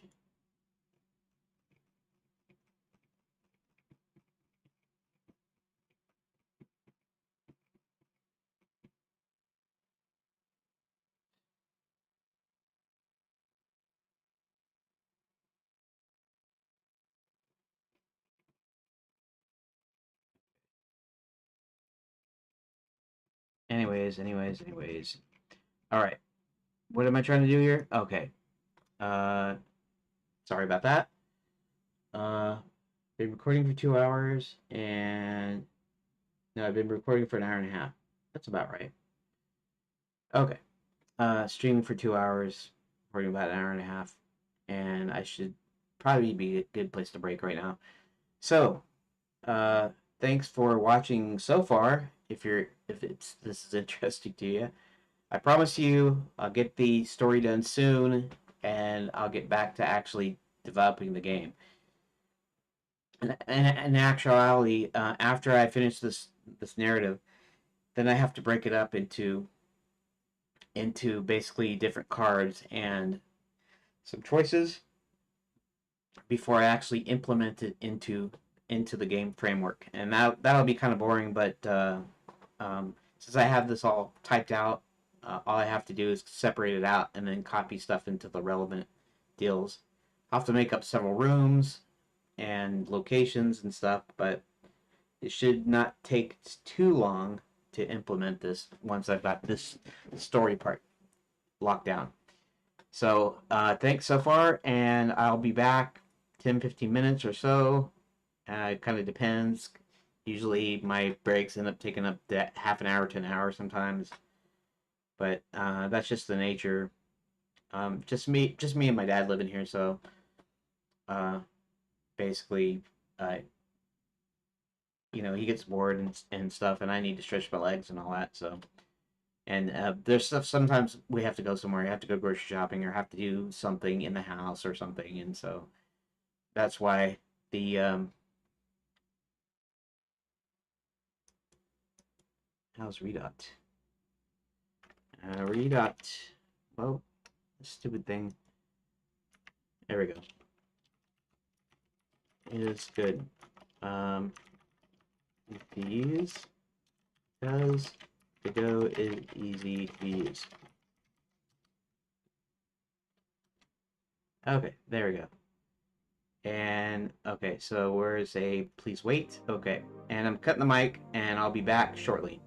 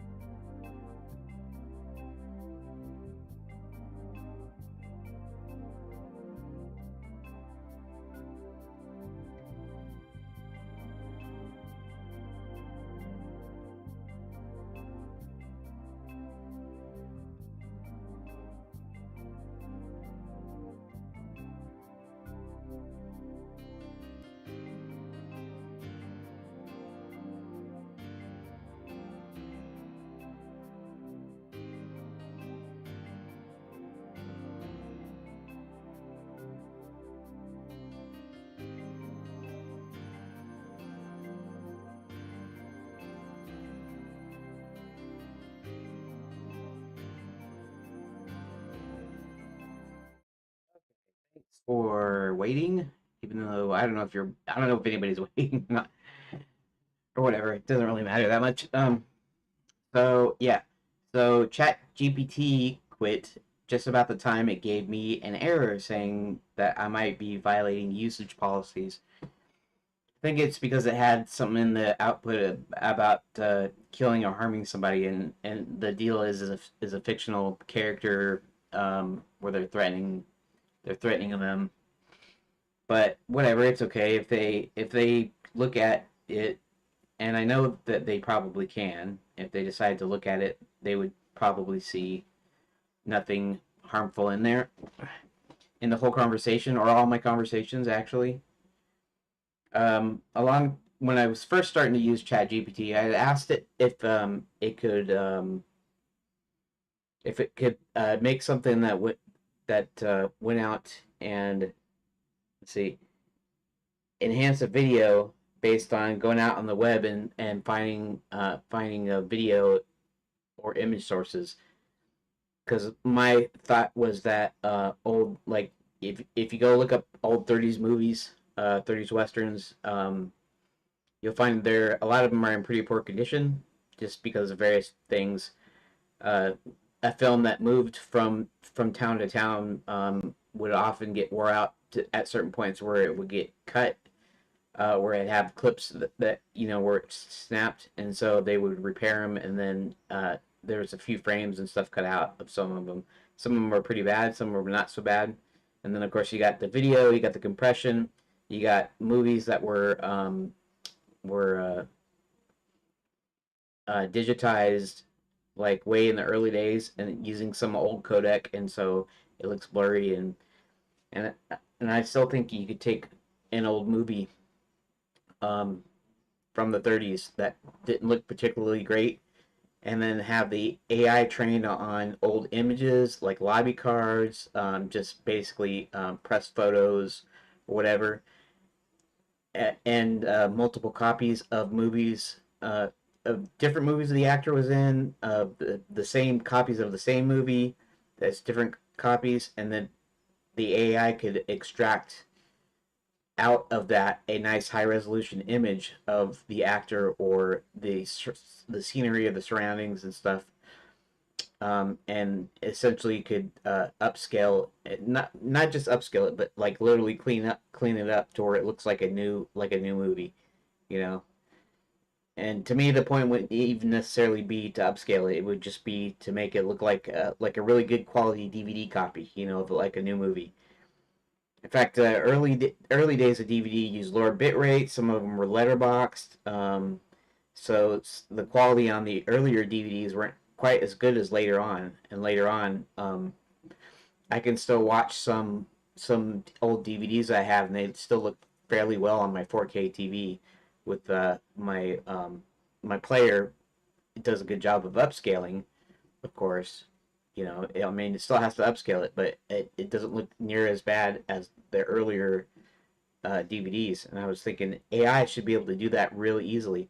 And there's tons of press footage. There's, like I said, there's high resolution photos, press photos of the actors, and then um, certain locations, certain natural settings. The AI could figure that out just based on the training data, and then it could actually literally just completely clean up a video if somebody made that. I have no clue how to do AI anything, so I couldn't do it. But I wish there was somebody that did do that, so we could watch these old movies in like pristine quality, because I'm sure an AI could do it. Anyways, I digress. Um, so basically where we're at, let's go back to the browser window. And if you notice here, so it gave me some suggestions about escaping a window, alley, kitchen, the main lobby. Now they stop people from going into uh, past the lobby. You can go into the lobby, but you can't go past it. And maybe she's looking for a back staircase or whatever. And um, I guess the way the Chat GPT came up with a thing of where maybe she's hiding, and then when he brings out the mouse, that she steps out of hiding. So something of that nature. Continue to find a way out. Going down the hallway. Uh,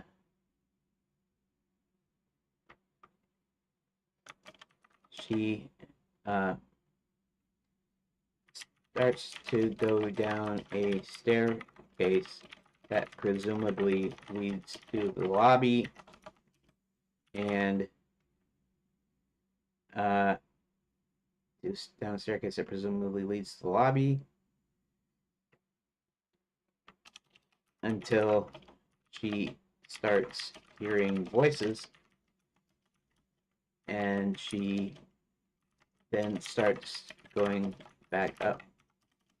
As she's walking away from the voices, she sees some others coming toward her.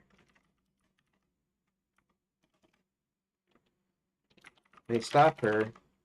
Wait a minute. Okay. Maybe she does do the hiding thing.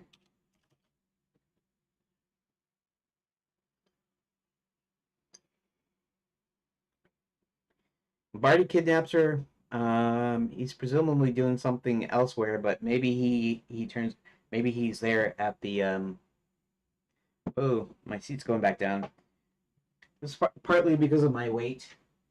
These are meant to hold my kind of weight. I'm kind of heavy, overweight, and so the chair tends to fall down now after having it for a while.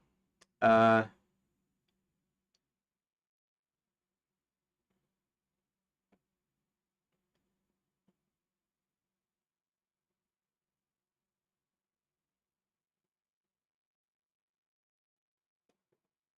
let's see. Uh, this is Hamper on the other side of the hallway and dives in.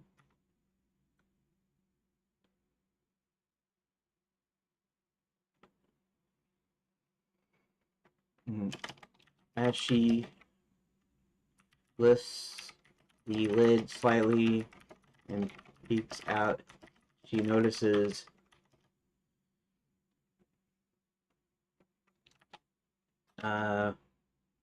she I don't know if she knows who Barty is or not. Presumably she's been there before, she might know who he is. She was kidnapped, but she doesn't remember anything from the kidnapping, so as far as that goes, she might know who he is, but she doesn't know who kidnapped her, so a squat, fat little man in green walking in front of two armored guards, and he seems to be carrying something in his fist. Just then, two other guards come out into the hallway from the stairs, and the little man says, "You see the princess come down here."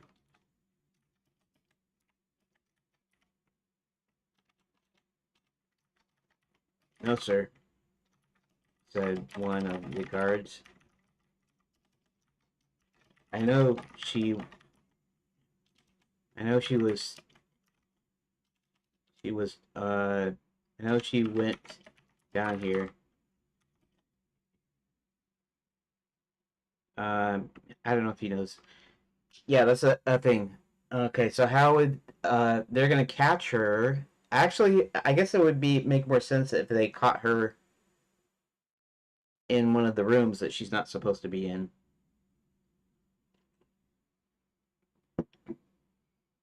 Instead of this. Maybe I should do that instead.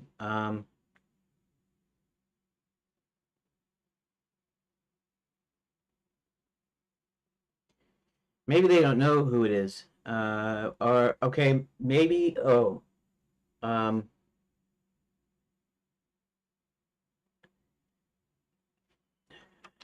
how about I know she was here because uh, she was no longer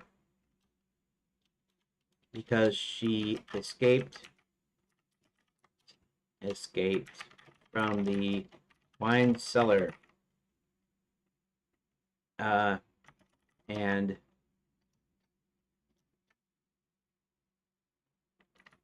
we also noticed.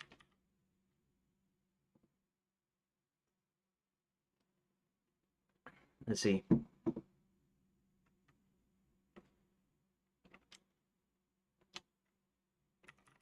And it was also reported that one of the blueprint copies, blueprint, and a few vital papers were taken from the operations room.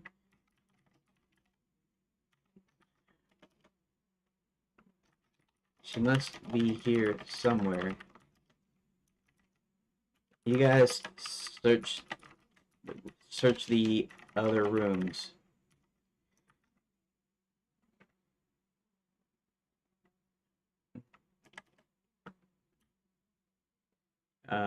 Here. That's not. She must be somewhere. You guys search the other rooms. You guys start searching the rooms. I will check the staircase. As soon as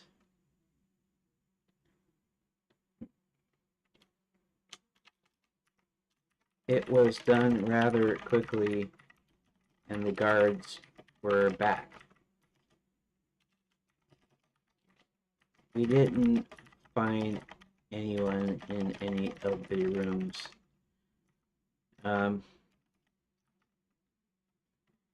Well, she must still be here.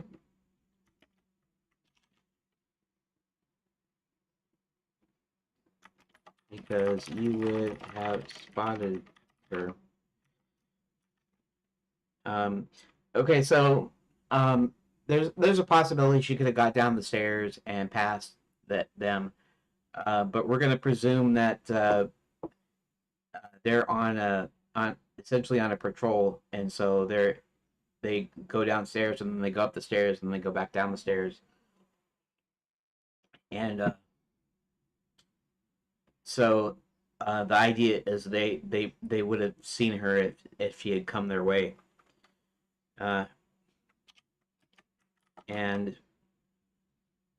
if she went out the lobby or through the kitchen, she would have been spotted by the desk clerk and the cook. Uh,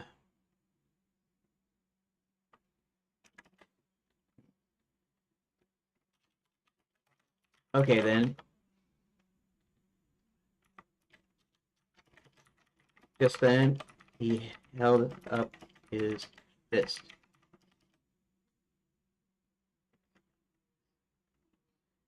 Um, have your little friend here, princess. Give yourself up if you don't want any harm to come to him. Karen recognized Finley, the mouse that helped her get out of the ropes. Why did I put that quote there? That's not a quote. Oh, not a quote. Slowly, she lifted the lid and got out.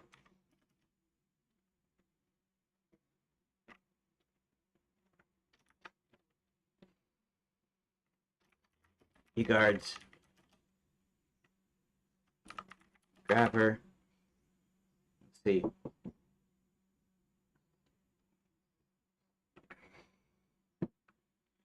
I'm gonna say that they're gonna put her back into the wine cellar, except they are going to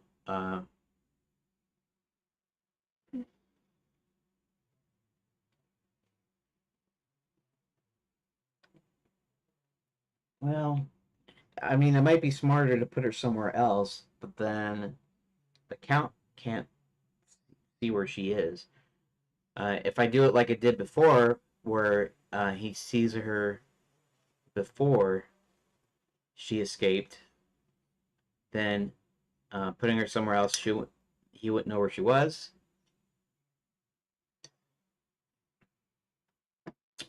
Let's think for a second.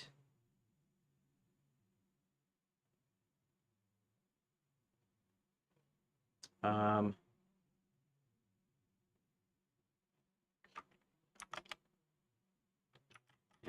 I'm gonna say he puts her back in the cellar because really, there's nothing. There's no place to really put her exactly. I mean, they could put her in a room, but there'd be windows and there'd be ways for her to escape unless she had a guard, etc., and so forth. And put her back in the cellar. This time, use chains and shackles, and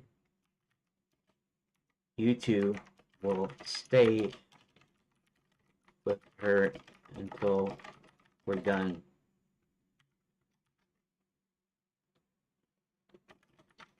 Yes, sir. Yes, sir. The two stair guards grabbed her. Well, maybe not the stair guards.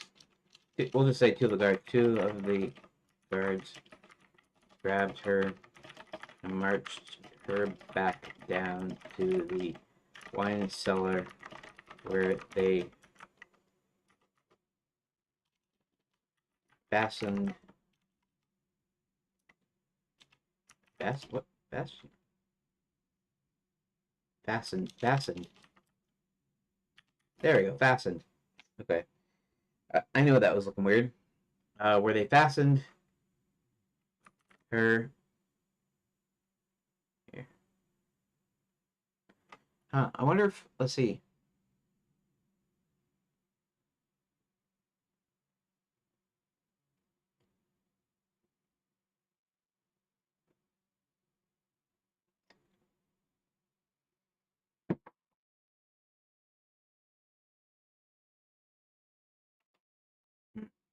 I don't want to get too weird with this, but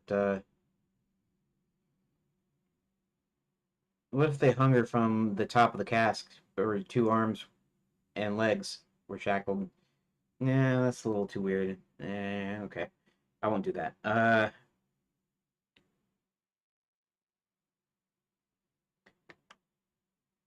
With shackles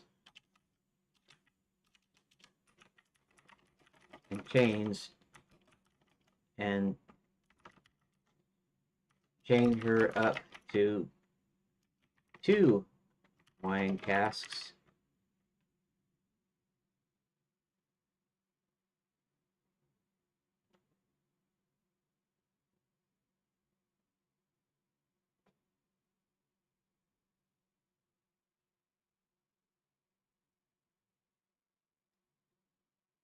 Let's see.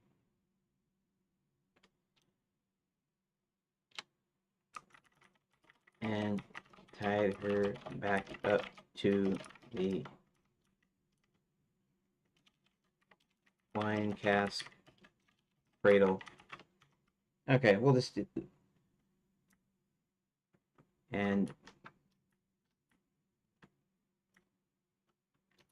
hooked those chains back up to the wine cask cradle. There we go. We'll leave it like that. Okay, so now here's that. Okay, so let's do something here.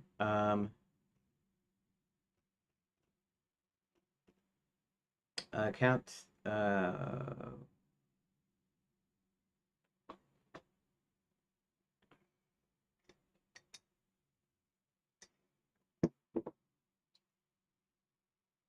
Okay. So even though I wrote this before, maybe this could happen after she had been re-chained up. Or maybe that's one of the things that John has to figure out. He has to figure out how to free her from the chains and the shackles.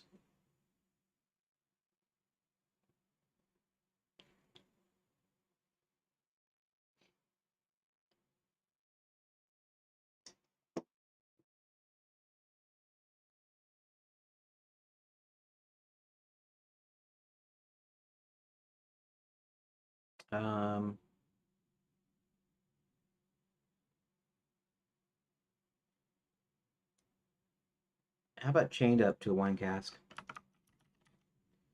So maybe this happens after. This happens after her escape attempt. Okay. 415. All right.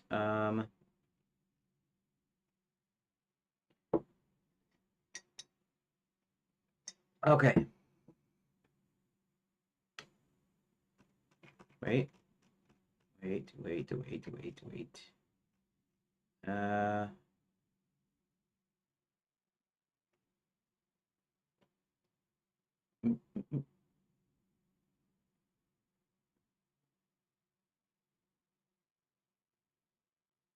It's actually chained. So because of this little adventure, I feel like I spent way too long on this little adventure versus the other parts of the game. And I don't know. We'll see if we can get it down to a couple of pages or something, a couple of different choices. But it is kind of the big important, kind of the big important thing, the big important deal. Oh, one thing I haven't really counted for is the stolen plans and papers.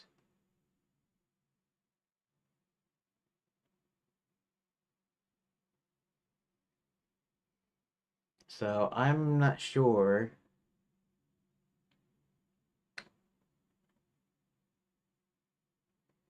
Why don't we say that she left the papers and the blueprint?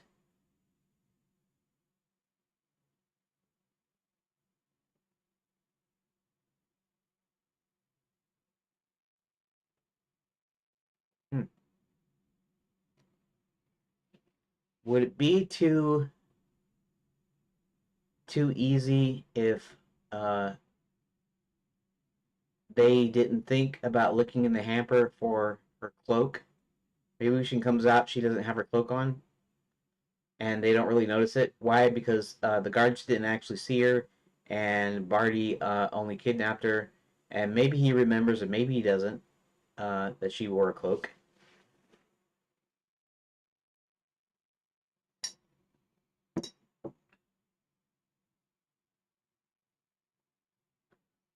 You know what? Okay, so let's go with this scenario. Let's go with um, he comes to her and he says, "Where's that cloak you were wearing?" And she says something like, "I don't know. I woke up like this. My cloak was gone." Now, of course, they're in the hamper. There's a hamper there, right? And so now a normal person, if they're playing it or they're watching or they're reading it, might not think anything of it. They might go, yeah, it's, something that you wouldn't think of. Because usually stuff that's out of sight and out of is, the whole saying out of sight and out of mind. So the cloak is out of sight, and so we could say that they didn't think about looking in the hamper for the missing documents.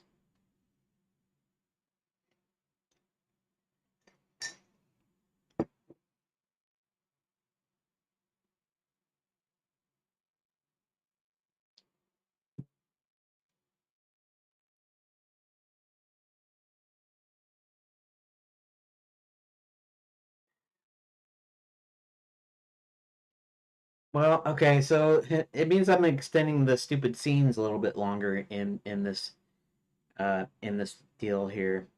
But what if she yells at him and says, "Gentlemen would search a lady, especially not royalty," and then what they decide to do is they get the cook to search her, and so yeah, so they get the cook to search her, and the cook doesn't like him. She's being uh, compelled to work for them. Essentially, she's kind of hostage to him. In this case,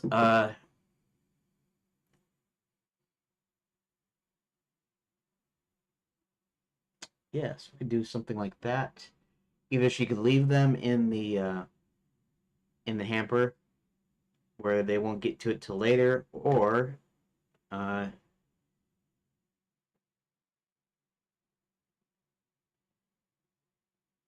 see.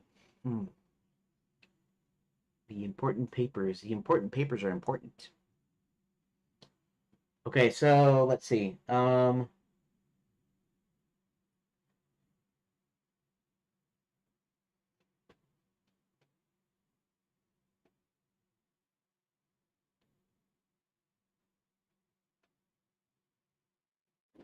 think. Let's think.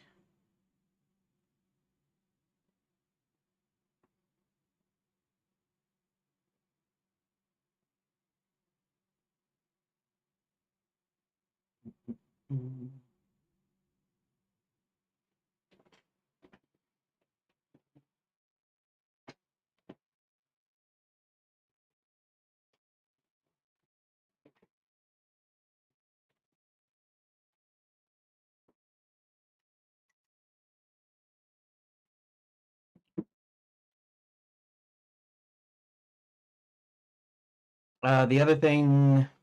Okay, this thing about searching them. The other thing is that Count Roy could Count Roy, Count Count the Count could turn back into a human or humanoid, whatever, back into a man and tell her who he is and stuff, and then she could tell him where the papers were, and he could go look for the papers. What else?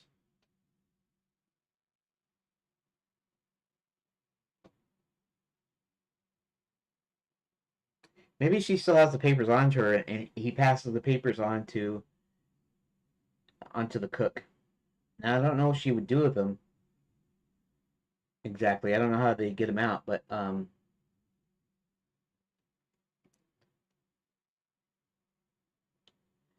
would be helpful if they knew the count, because then she could tell him, oh well, the count could turn into a bat, and he could actually take them.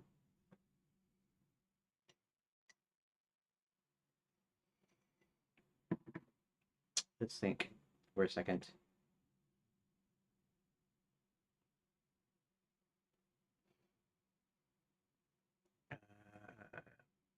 He could have the fact that Barty has the papers back, but he has them on his person, and that could be another different kind of scene where they have to get the papers back.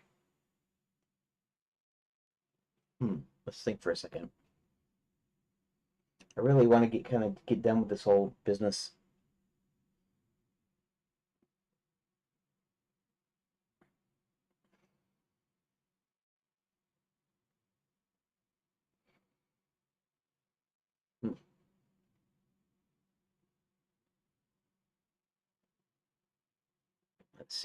let's see.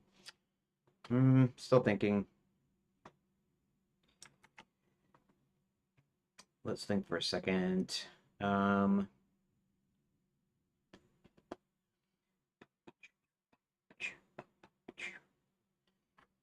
um, um, um, um, um. Still trying to decide stuff.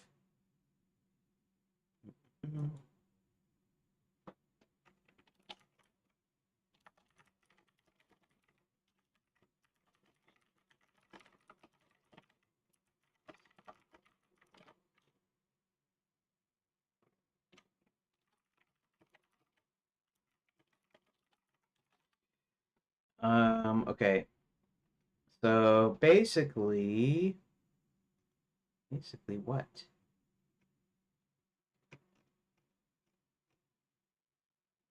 Um,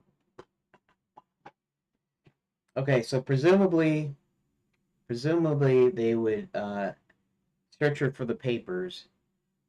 Now, if she'd sort them in the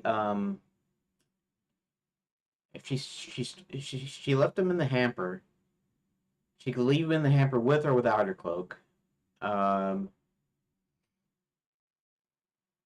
they might think to look in the hamper because that's where she was, and so you still have to make your villains still kind of smart too, though. You can't make them too stupid, or else you don't have a it's not very creative when you leave some obvious way that they could have did something and they didn't do it.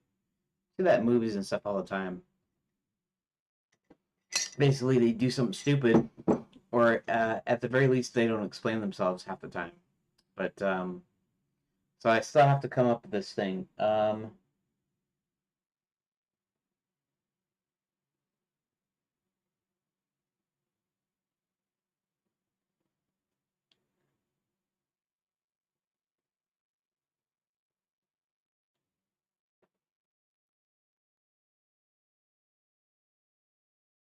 Let me do something here. Chat GPT. Chat GPT. New chat.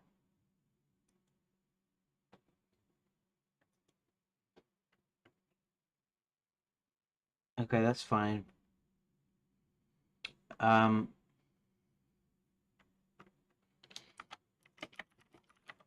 the access to memory on the free tier.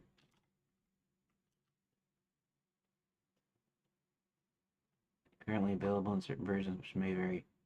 I can retain details about our interactions and your preferences, like the game development, character name, and story elements. Okay.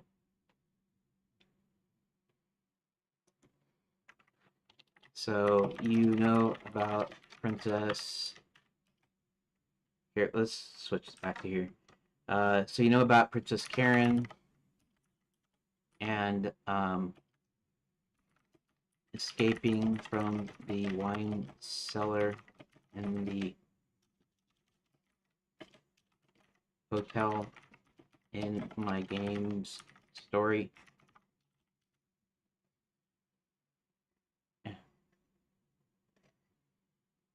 Yeah, right.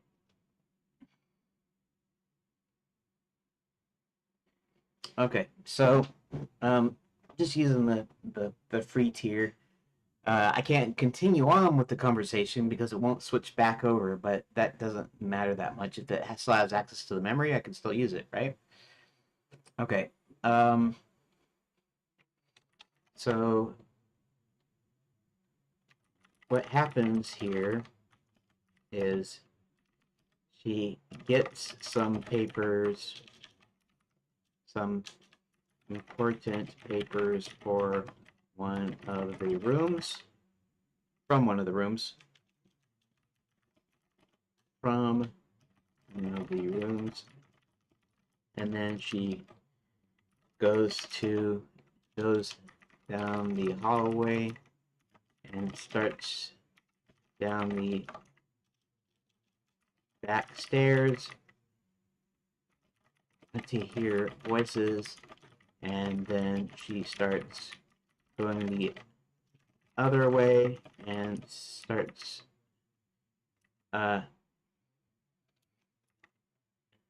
seeing a small fat little man and two guards coming up the hallway. So she jumps into a hamper on the opposite wall when the guards from the stairs and here, guards from the stairs and from the hallway meet. They then threaten her friend, which causes her to jump out. She has these stolen papers on her person, so I need to figure out how she gets papers out when she's re-caught again.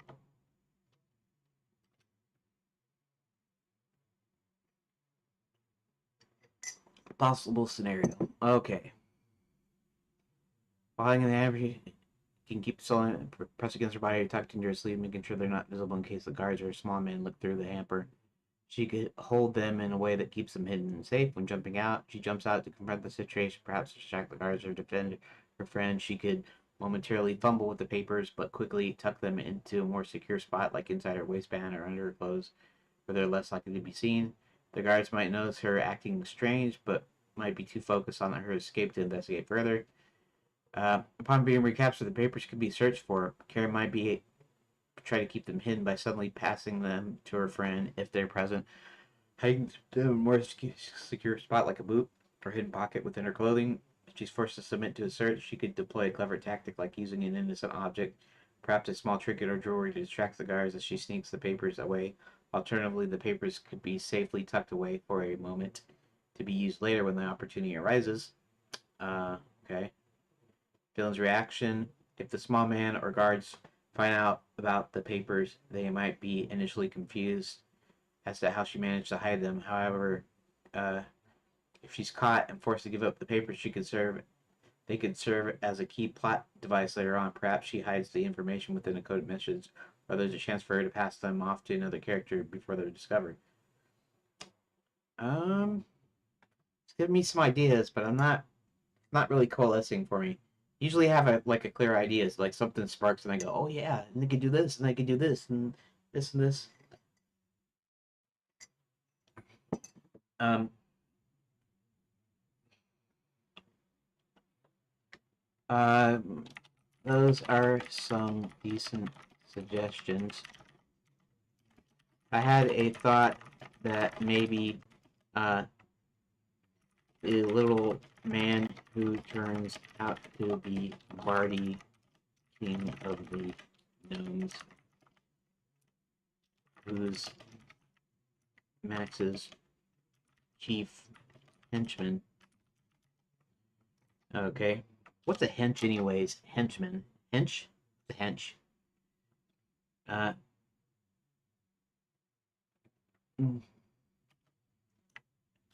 tells the guards to search her before she's returned to the wine cellar. But she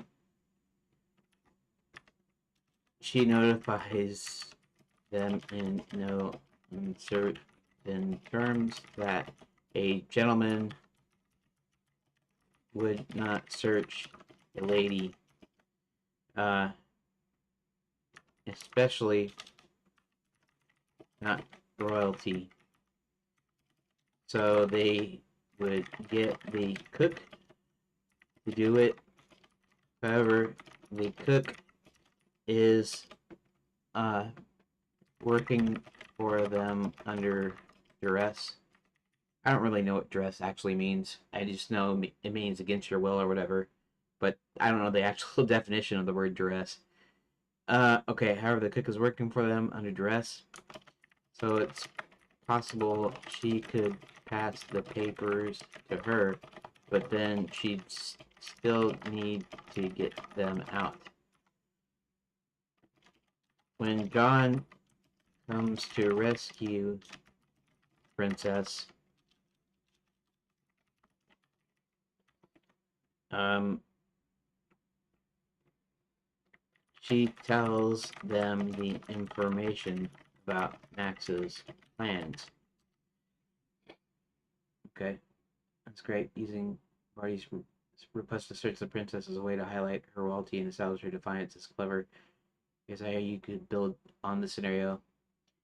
He's Max sentiment insists on searching Princess Karen. However, Karen, with a sharp wit and unshakable confidence, reminds him that a gentleman would never search a lady, especially not royalty. This would not only emphasize her cleverness, but also establish her dignity, making her more sympathetic. That's just AI talk, basically.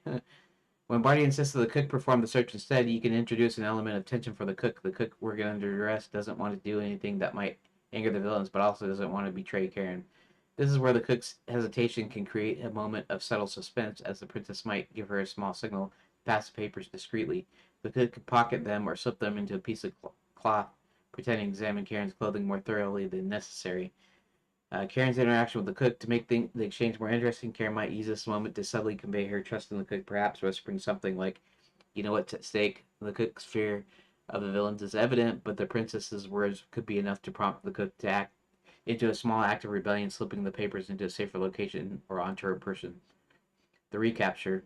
Uh, After the search is done and Karen is returned to the wine cellar, the papers could still be hidden with the cook, giving Karen a glimmer of hope. The tension could rise if the cook is questioned later, but since the cook is not in a position to reveal anything out of fear of her own safety, the papers remain safe for a while. John's rescue. When John arrives to rescue Karen, she could reveal information about Max's plans. She might do this as a tense, dramatic moment, letting John know that despite being recaptured, she has managed to learn enough to help thwart Max's plans. The papers might be handed off or kept hidden at this moment, ensuring that Max's scheme is foiled. As a final twist, the papers might even be used as leverage later in the story, either as a bargaining tool or as part of the larger plan to thwart Max's machine. Karen's cunning ability to leverage the situation could turn the tide, and it would be satisfying for the player to see her cleverness pay off. Huh. Yeah, uh, that's pretty good. Why my eye is watering? I'm crying. No, I'm not crying. I know. Maybe it's allergies or something.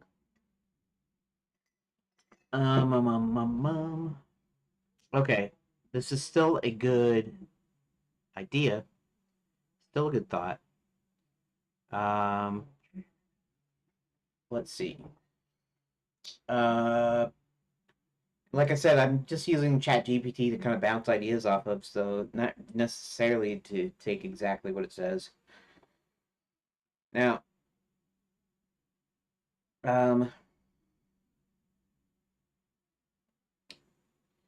here, I want to. It might not know anything, but do you know if um, older dumb waiters, not the old serving tray kind, but the miniature elevators, miniature, miniature. Um,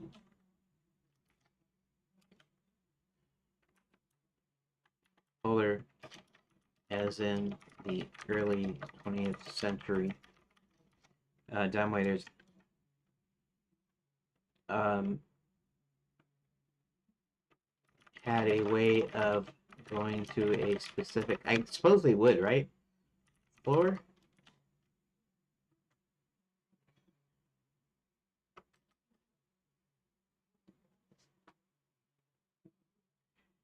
Specifically type here for function more like a miniature elevators. Okay. Aladdin's the technology varied based on time and design. Early 20th centuries, often powered by pulleys, ropes, or gears, manually operated, driven by a small motor. More advanced versions include systems allow stopping specific floors, typically achieved in one of the following ways: manual, operated manually using a crank or handle by a servo. In some cases, it could have a simple stop mechanism the operator can control at each floor.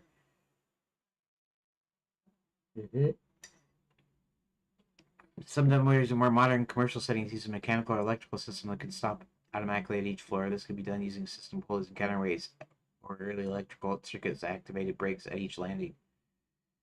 Simpler methods, dumbwaiter could be controlled via a rope and pulley system that would rely on gravity or manual pulling to stop at the correct floor. A weighted counterbalance could ensure that it moves smoothly and stops when needed. This would typically need someone to be on each floor to ensure the lift stopped correctly. Not always automatic as modern elevator systems, depending heavily on how the dumbwaiter was designed and the area in which it was built.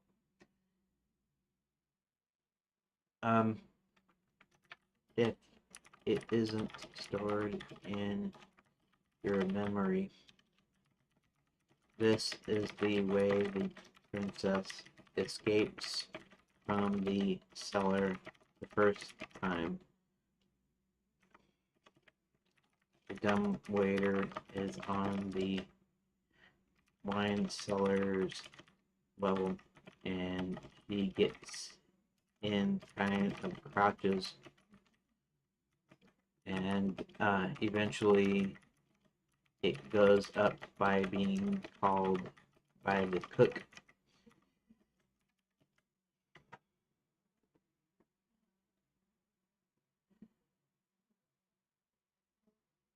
So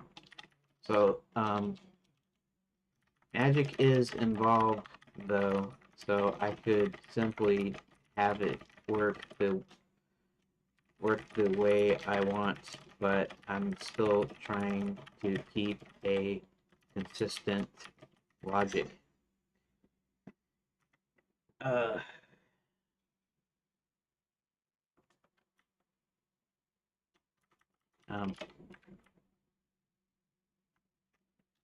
with how it would work in reality.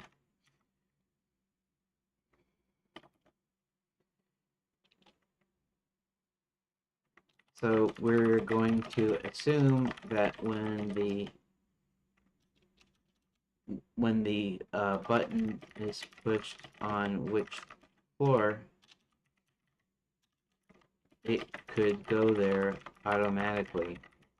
But I don't have a logical way for it to go down to a certain go down or up to a certain level, other than providing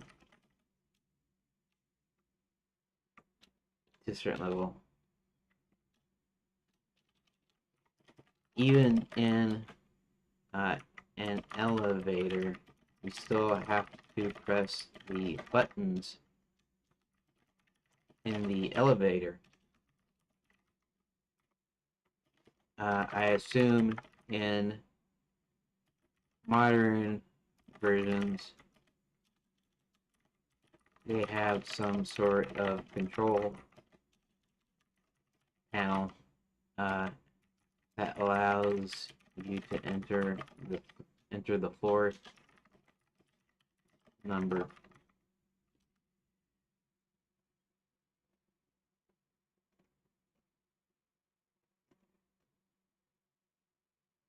Introduce supernatural element to the dumbwaiter while maintaining some semblance of real world logic. Dumbwaiter could function similarly to modern elevators floor selection buttons. Instead of the buttons being purely mechanical, they could be enchanted. Each floor, but instead of pressing a physical button to send it to the desired floor, a magical signal sent to the dumbwaiter let it go up and down. That'd be like electricity though, sort of. So that's, I don't know. You know, so like some magical device, like if you've ever watched the Critical Drinker take down certain movies, uh, what he usually calls the magical BS device or something like that, where they just come up with something that's just like magic. And even though the magic fits in here, it's more like you know, oh, I can just use magic here, you know, and I can use magic wherever I want, and so then um, it's almost like why do they need to have these problems and these puzzles and stuff when magic could just fix everything? So, instead of traditional series of number buttons, it could be a sequence of symbols or rooms. Okay.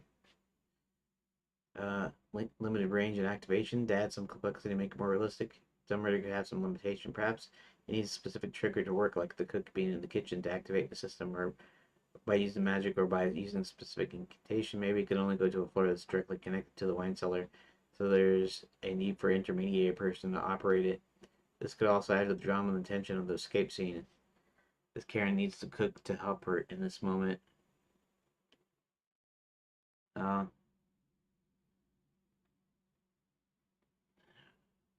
Gotcha. Side. Okay. This is one called the dumbwaiter. It could be a process where she uses a specific action, like pulling a magic lever or making a symbolic gesture that activates the dumbwaiter. The cook might not even be aware of all the workings behind it because she has been coerced into helping the villains. She might still be following instructions without fully understanding how it works. Balance between magic and logic makes the dumbwaiter seem like a somewhat futuristic or advanced technology in a world where magic can be used to facilitate things in a natural way. Uh,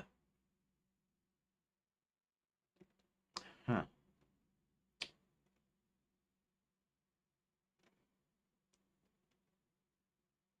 Okay.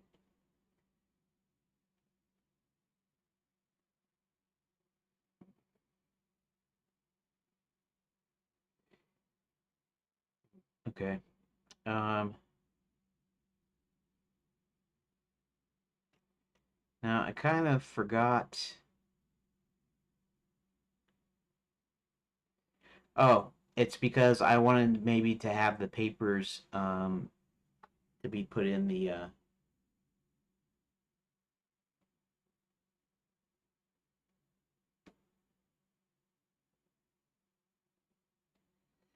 huh, okay. So I'm kind of stuck here a little bit. I don't know if you can tell it, but the chair keeps going down, sliding down, and sliding down because I'm too heavy for it now. Um, okay, so um, okay, so let's see something here. Let's go back up here.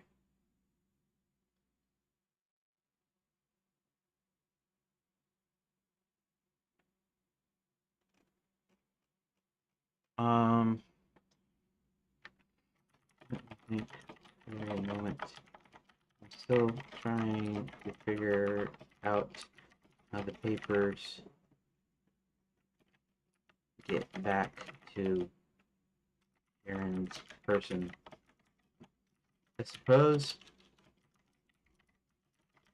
it might be easier.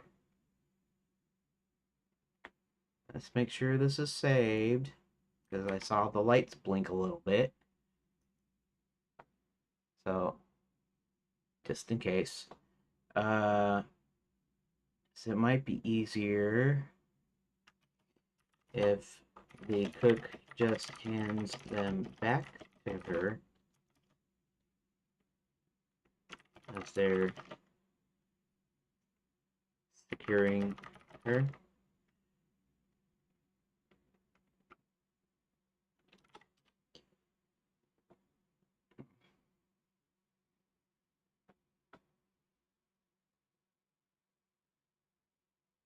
Look at as she's being secured at the moment of tension. But to return the wine cellar, the cook has been still sympathetic. Could take the opportunity to she could do this while seemingly preparing to search her. But in reality, she slips the papers back to Karen, either by handing them over when no one's looking or tucking them into a folder of her clothing, like her sleeve or under her waistline.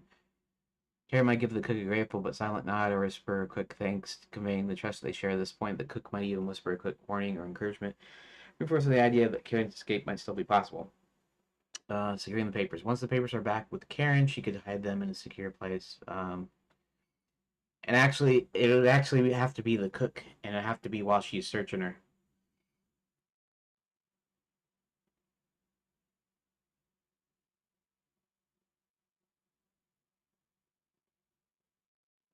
Body would take Karen away. The papers could be momentarily at risk, especially if Karen's subject to another search. Smuggled such a way the guards don't realize they're there.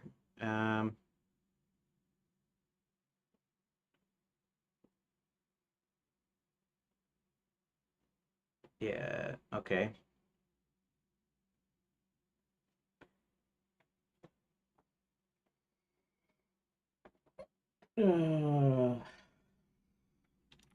This is closer, usually a simpler solution and is better. And she will.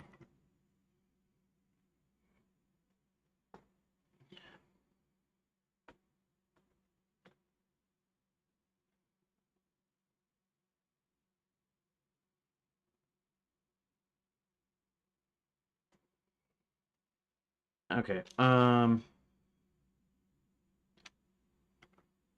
still need to think.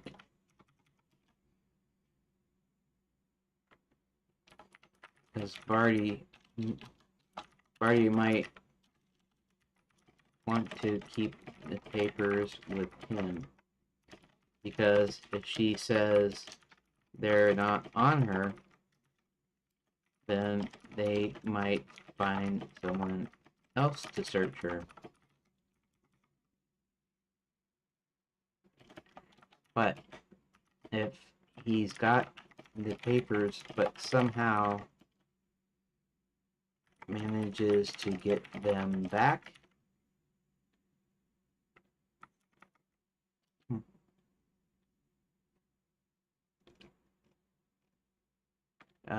Barty keeps the papers with him after Karen's initial defiance takes the stakes rise even further. It being an honor, Barty could assume the papers are hidden, so elsewhere and take them for themselves. The guards, there'd be a brief moment, realize papers are missing. You could try to subtly signal the cook and find a way to distract the guards long enough to retrieve. Okay. His own coat or inside his belongings. At some point, Barty could order another search of Karen, but because he has papers now, the search becomes more intense and invasive.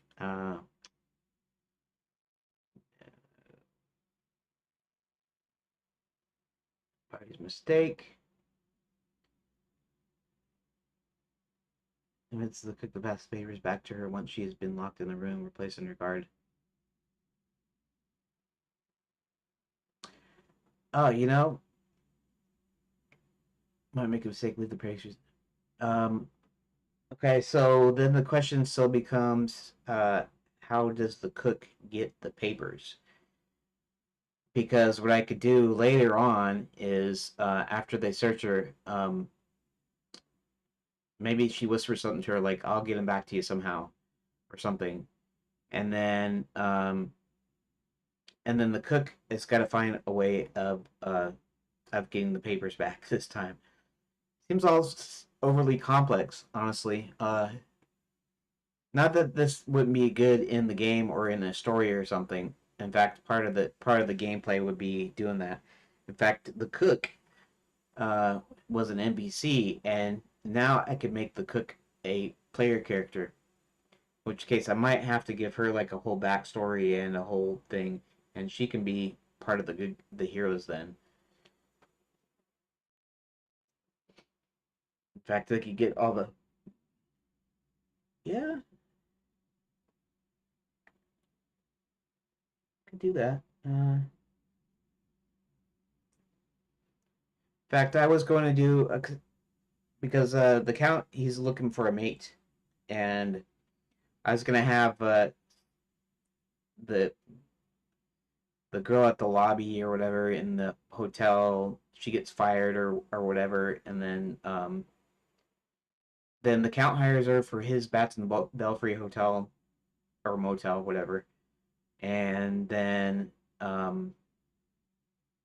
she gets all the hotel and restaurant staff that's been laid off because of all the hotels and restaurants that have closed, and they organize their part of the army. But this could be done by the cook, and that way the cook is now a major character. I'll have to come up with something for the cook. She's gonna need her own story and whatever. which could be kind of interesting. I don't know. Gonna have too many good guys though. So I'm not sure.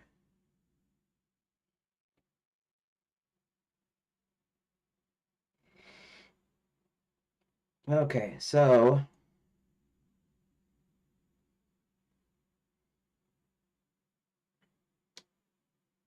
what time is it? Oh, it's 5 o'clock. Dang. I might have to leave this as a cliffhanger for you guys. If anybody's still listening or watching.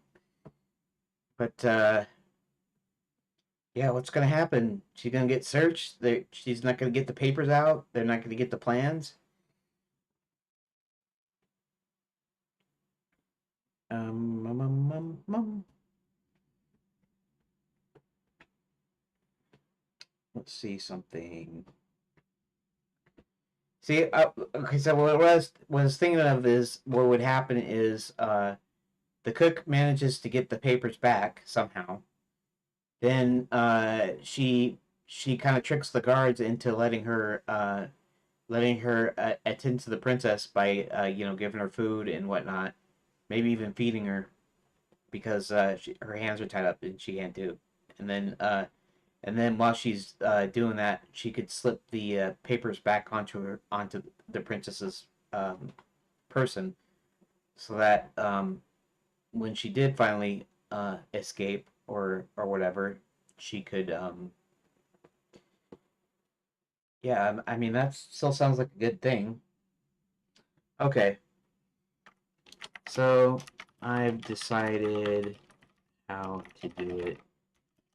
Uh, the cook searches Karen, and before she does so, she whispers, um,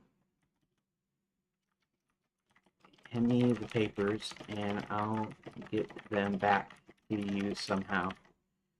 Now, at this point, Karen already knows the cook doesn't like these guys.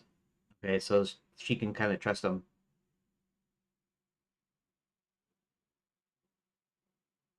Uh,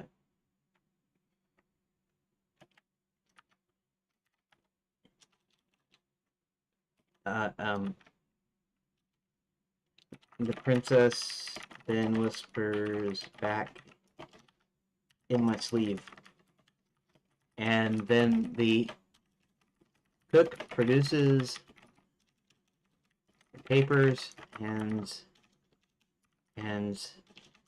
them to Barty, and the guards march her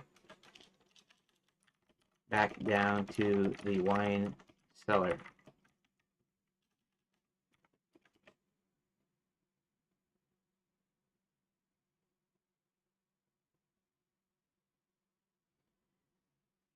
Um, Memory full, huh? Memory full. Interesting.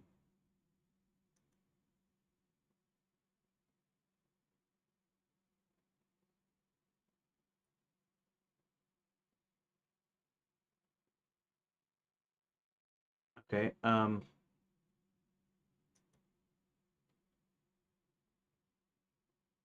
That's all right. The princess then whispered back, "In my sleeve." Moves the paper, hands the Barty, and the guards march her back to the wine cellar. Um,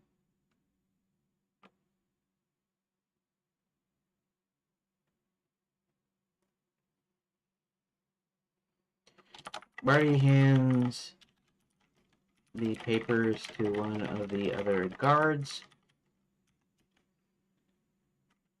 who just so happens to have been friendly to the cook, because the cook kind of likes her a little bit. Okay, or because the not the cook kind of likes her, the guard kind of likes the cook, and uh,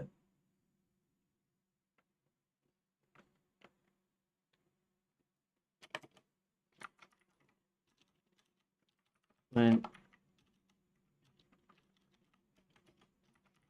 just before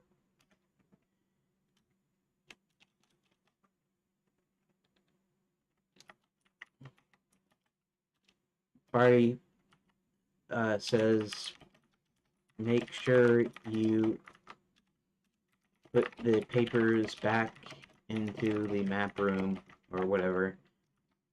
I know it's not going to be only maps, but whatever, the map room. Before leaving. Just before the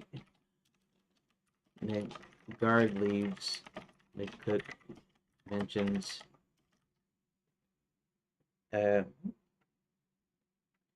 wonder if you would mind tasting this fresh batch of cookies.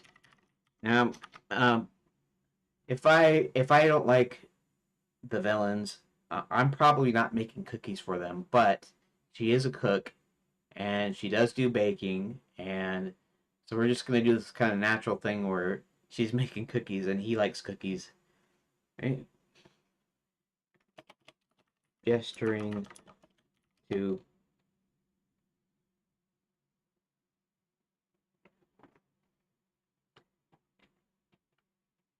a plate on the counter with fresh baked cookies. Don't mind if I do, he says.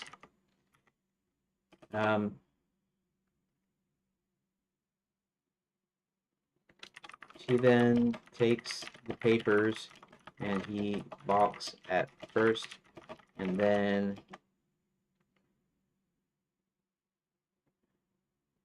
she then takes the papers and he balks first, and then she says,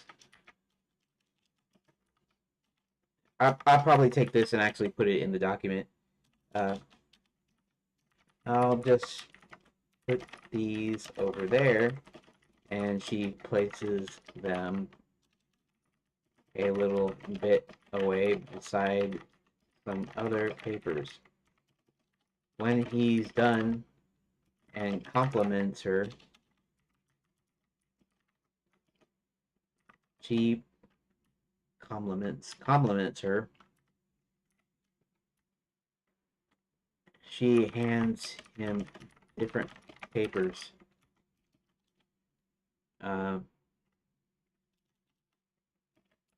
Before he realizes he doesn't have the real papers.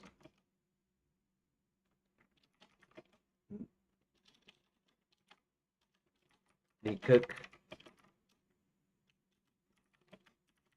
grabs a covered tray, heads down toward the cellar, and convinces the guard that she's just going to feed the princess. When she's in close proximity, she hands the princess the papers.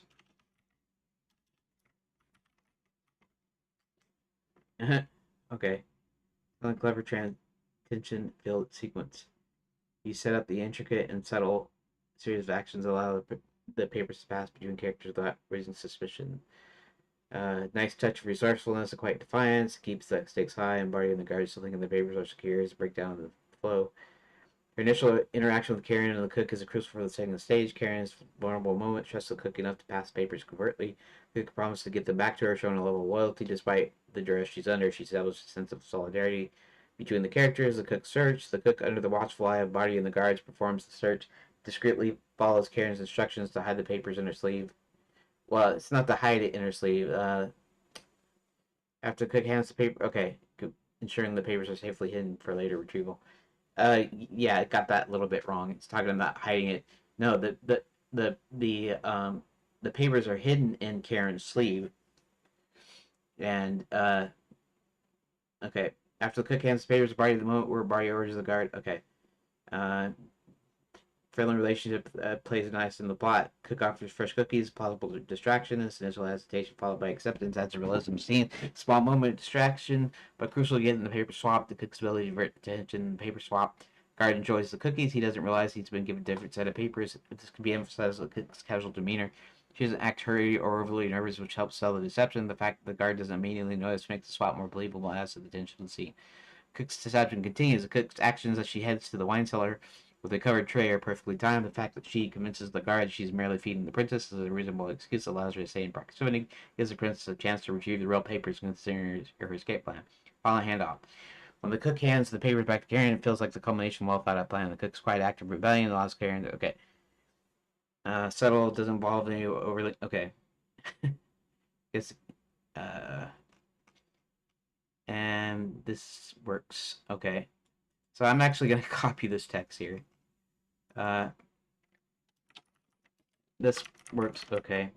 Except the paper is hidden in Karen's sleeve. But...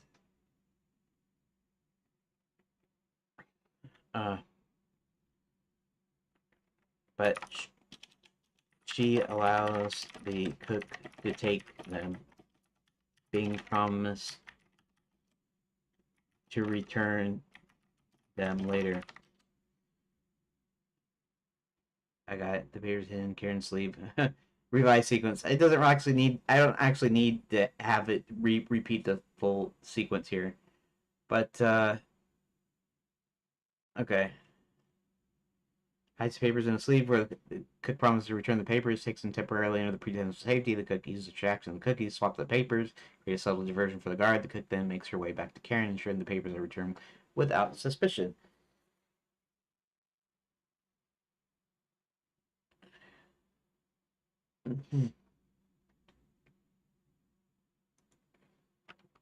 This works. This works well. Thanks. Okay. So let's go in here and shoot. It's 45 after 5. Let's go in here and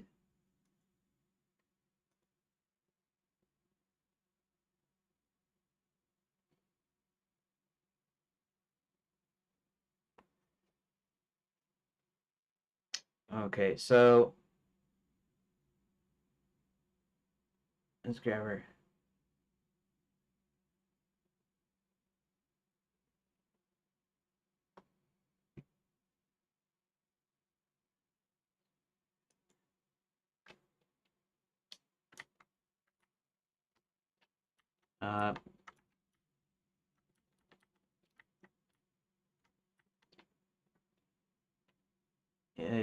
Okay. How about okay, let's just do this here. Okay, so I'll fix that here in a second. But okay. So she lifted the lid, got out. Barry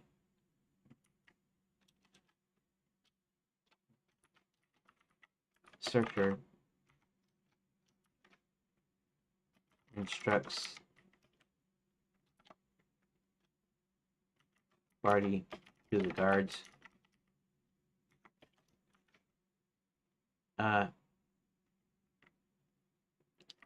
When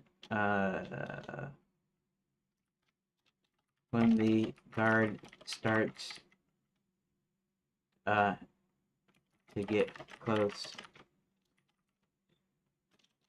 she says, "Surely a gentleman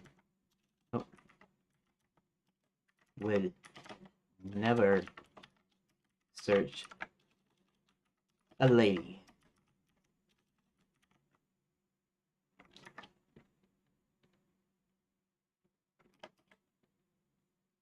Especially not royalty. The guard hesitates and hesitates and Then Barty exclaims, "Oh, very well.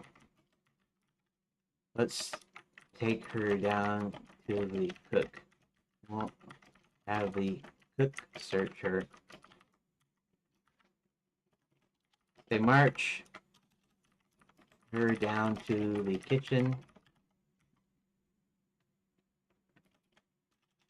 and instructs the cook to search her for important papers.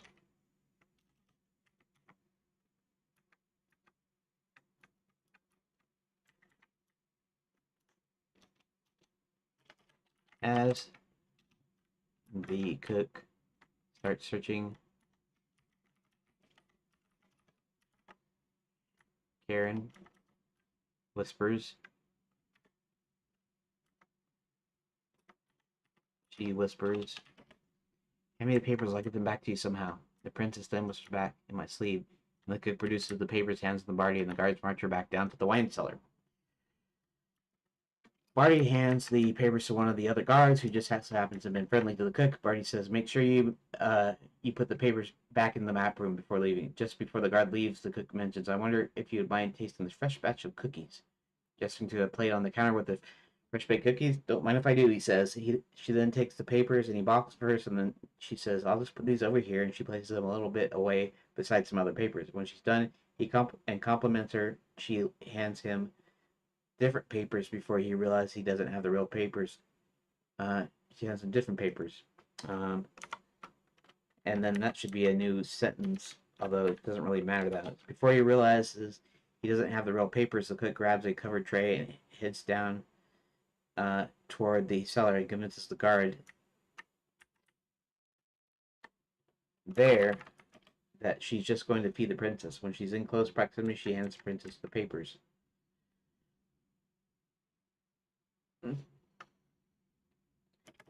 After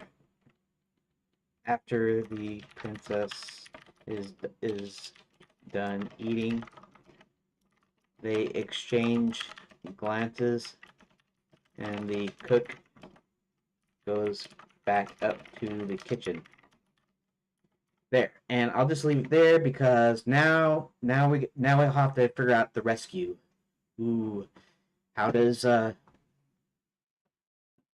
John and Hubert and Roy rescue the princess? In fact, probably gonna rescue the cook too because she's under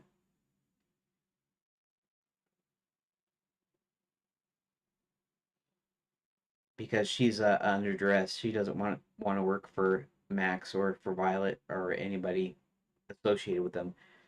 Anyways, it looks like I did make some more progress, although we're still in the dang hotel. And then we have to go to the...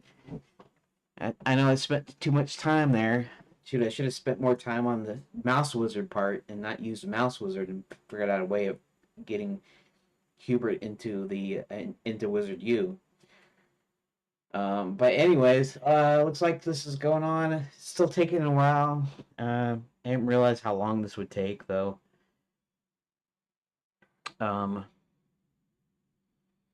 all I have really in my older notes, and I'll have to go and review them, is just... Whoa. Shoot. Did I just do what I think I did? Recent.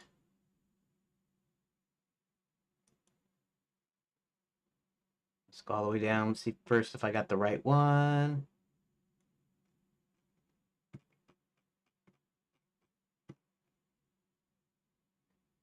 Oh, good. Didn't mean to do that. I meant to do this. Okay. And what was I saying? I was thinking that this part, I'll have to go back through my notes, I guess. I'll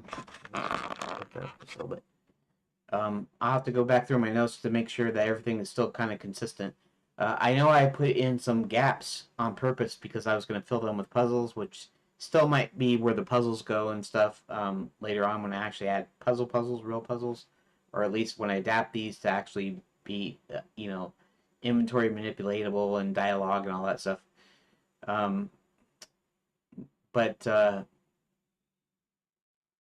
thought this was just going to be like super quick. Like I could just write, I have all these notes down and I had enough here that I could just, and so now that I'm writing it as a story, as a narrative, even if it's in first person, um, it's now a lot tougher because now I have to think of stuff that happens in between.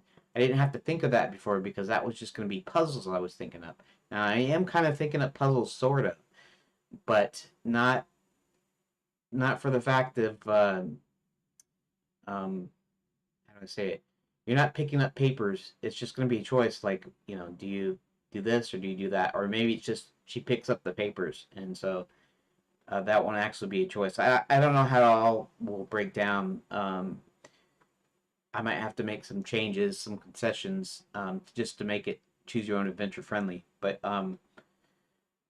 so yeah, so I left some gaps in between. Like I had them, they rescued the princess. They find out, they find out Max is back in. There's a bunch of stuff, and they find information and blah blah blah. And so I had these like plot points, and each had their own kind of subplot that kind of crossed over. And then, but now when I'm getting down to writing this narrative, it's taking a lot longer because I'm still having to think of things that links the two. Like I said, if I was just doing this straight out, and that's the other thing is I'm thinking this is be easier because a choose your own adventure is way easy. You don't have to think of nothing extra. They're just cards that link to each other that you read and that you click on a choice to do something.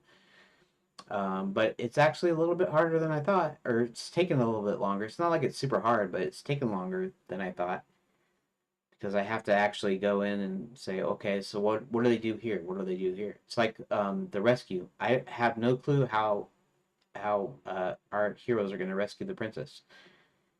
She's still in the wine cellar, and in fact, Roy or the Count now sees her in the wine cellar, um, chained up, and so we're gonna have to find a way of removing the chains. Maybe Harold. Harold was his original name, and I changed that for obvious reasons. But Hubert, maybe he gets. Maybe this is the first time we get to see his halfway magic. And by halfway, I mean literally halfway. Half of his magic got stolen, so it might manifest itself a little differently each time. But he usually gets half of whatever he's looking for. If it's a time period, it's half the time. If he's making lunch magically, conjuring stuff, he's gonna only conjure up half of it. He wants an apple and he conjures it out of thin air. It's only gonna be half the apple. That sort of thing. And the idea is you don't know what half you're gonna get either. That also gives it kind of this goofy unpredictability. There's not really a logic to doing half anything, you know, because if it was just like I gave the example of breakfast, 2 eggs, 2 pieces of toast, 2 pieces of bacon, and some orange juice, and then so then you get 1 piece of toast, 1 piece of bacon, 1 egg, and half a glass of orange juice. Well, making it unpredictable, where it's still half of the magic on purpose, because it makes it goofy, but then make it unpredictable kind of makes it even funnier. I'm not saying that it's funny like when you think about it, it's funny, or even when I show it, it's funny, but it's funny like it's a weird thing. So if he tries to conjure up an apple and it turns out to be half of the apple, it could be the top half or the bottom half, or it could be the left and the right. Ideally, you want left and right because the top half, you wouldn't want the top half because you'd have to eat around the core, right? The same thing with the bottom, that sort of thing. Um, and like if he was conjuring up a drink of some sort, and he only got half the glass, well, maybe he only got the upper half, and that would leave a mess on the ground because there's no glass underneath it, so he only gets half of it. If uh, um, if it's magic, if it's in a glass, an existing glass, and he conjures orange juice, maybe it only fills it halfway, that sort of thing, and so that wouldn't be so messy. So there might be some chances for some creative magic using. He knows that it's going to give half, but what half is it going to give, and how does he mitigate that? Anyways, so the next thing we got to do is we have to figure out how do we get the princess out. Now they can only go into the lobby. Not that they couldn't necessarily find a back way in or a secret entrance or something. I might could do that, but in general, they would be stopped from going to the rooms, going to the restaurant or the kitchen or any other place in there. So I have to figure out a way of first they know she's in the wine cellar, so it's basically how do I get into the wine cellar? Could I use the dumb waiter? Well, to do that, you have to go through the kitchen or you have to go to the upstairs rooms, and so how do you do that? So I'm gonna figure that out tomorrow, and you get to come on the adventure with me as we try to figure out how do we rescue Princess Karen, right? Okay, so anyways, I want to thank everybody who has been watching and or listening, um, or who just stopped in for a second or two just to see what was going on. And I guess I'll see you tomorrow, where we continue this. Maybe maybe we'll get this whole story done this week. Maybe, hopefully, we'll try. Anyways, thanks again, and I am now going to talk to you tomorrow.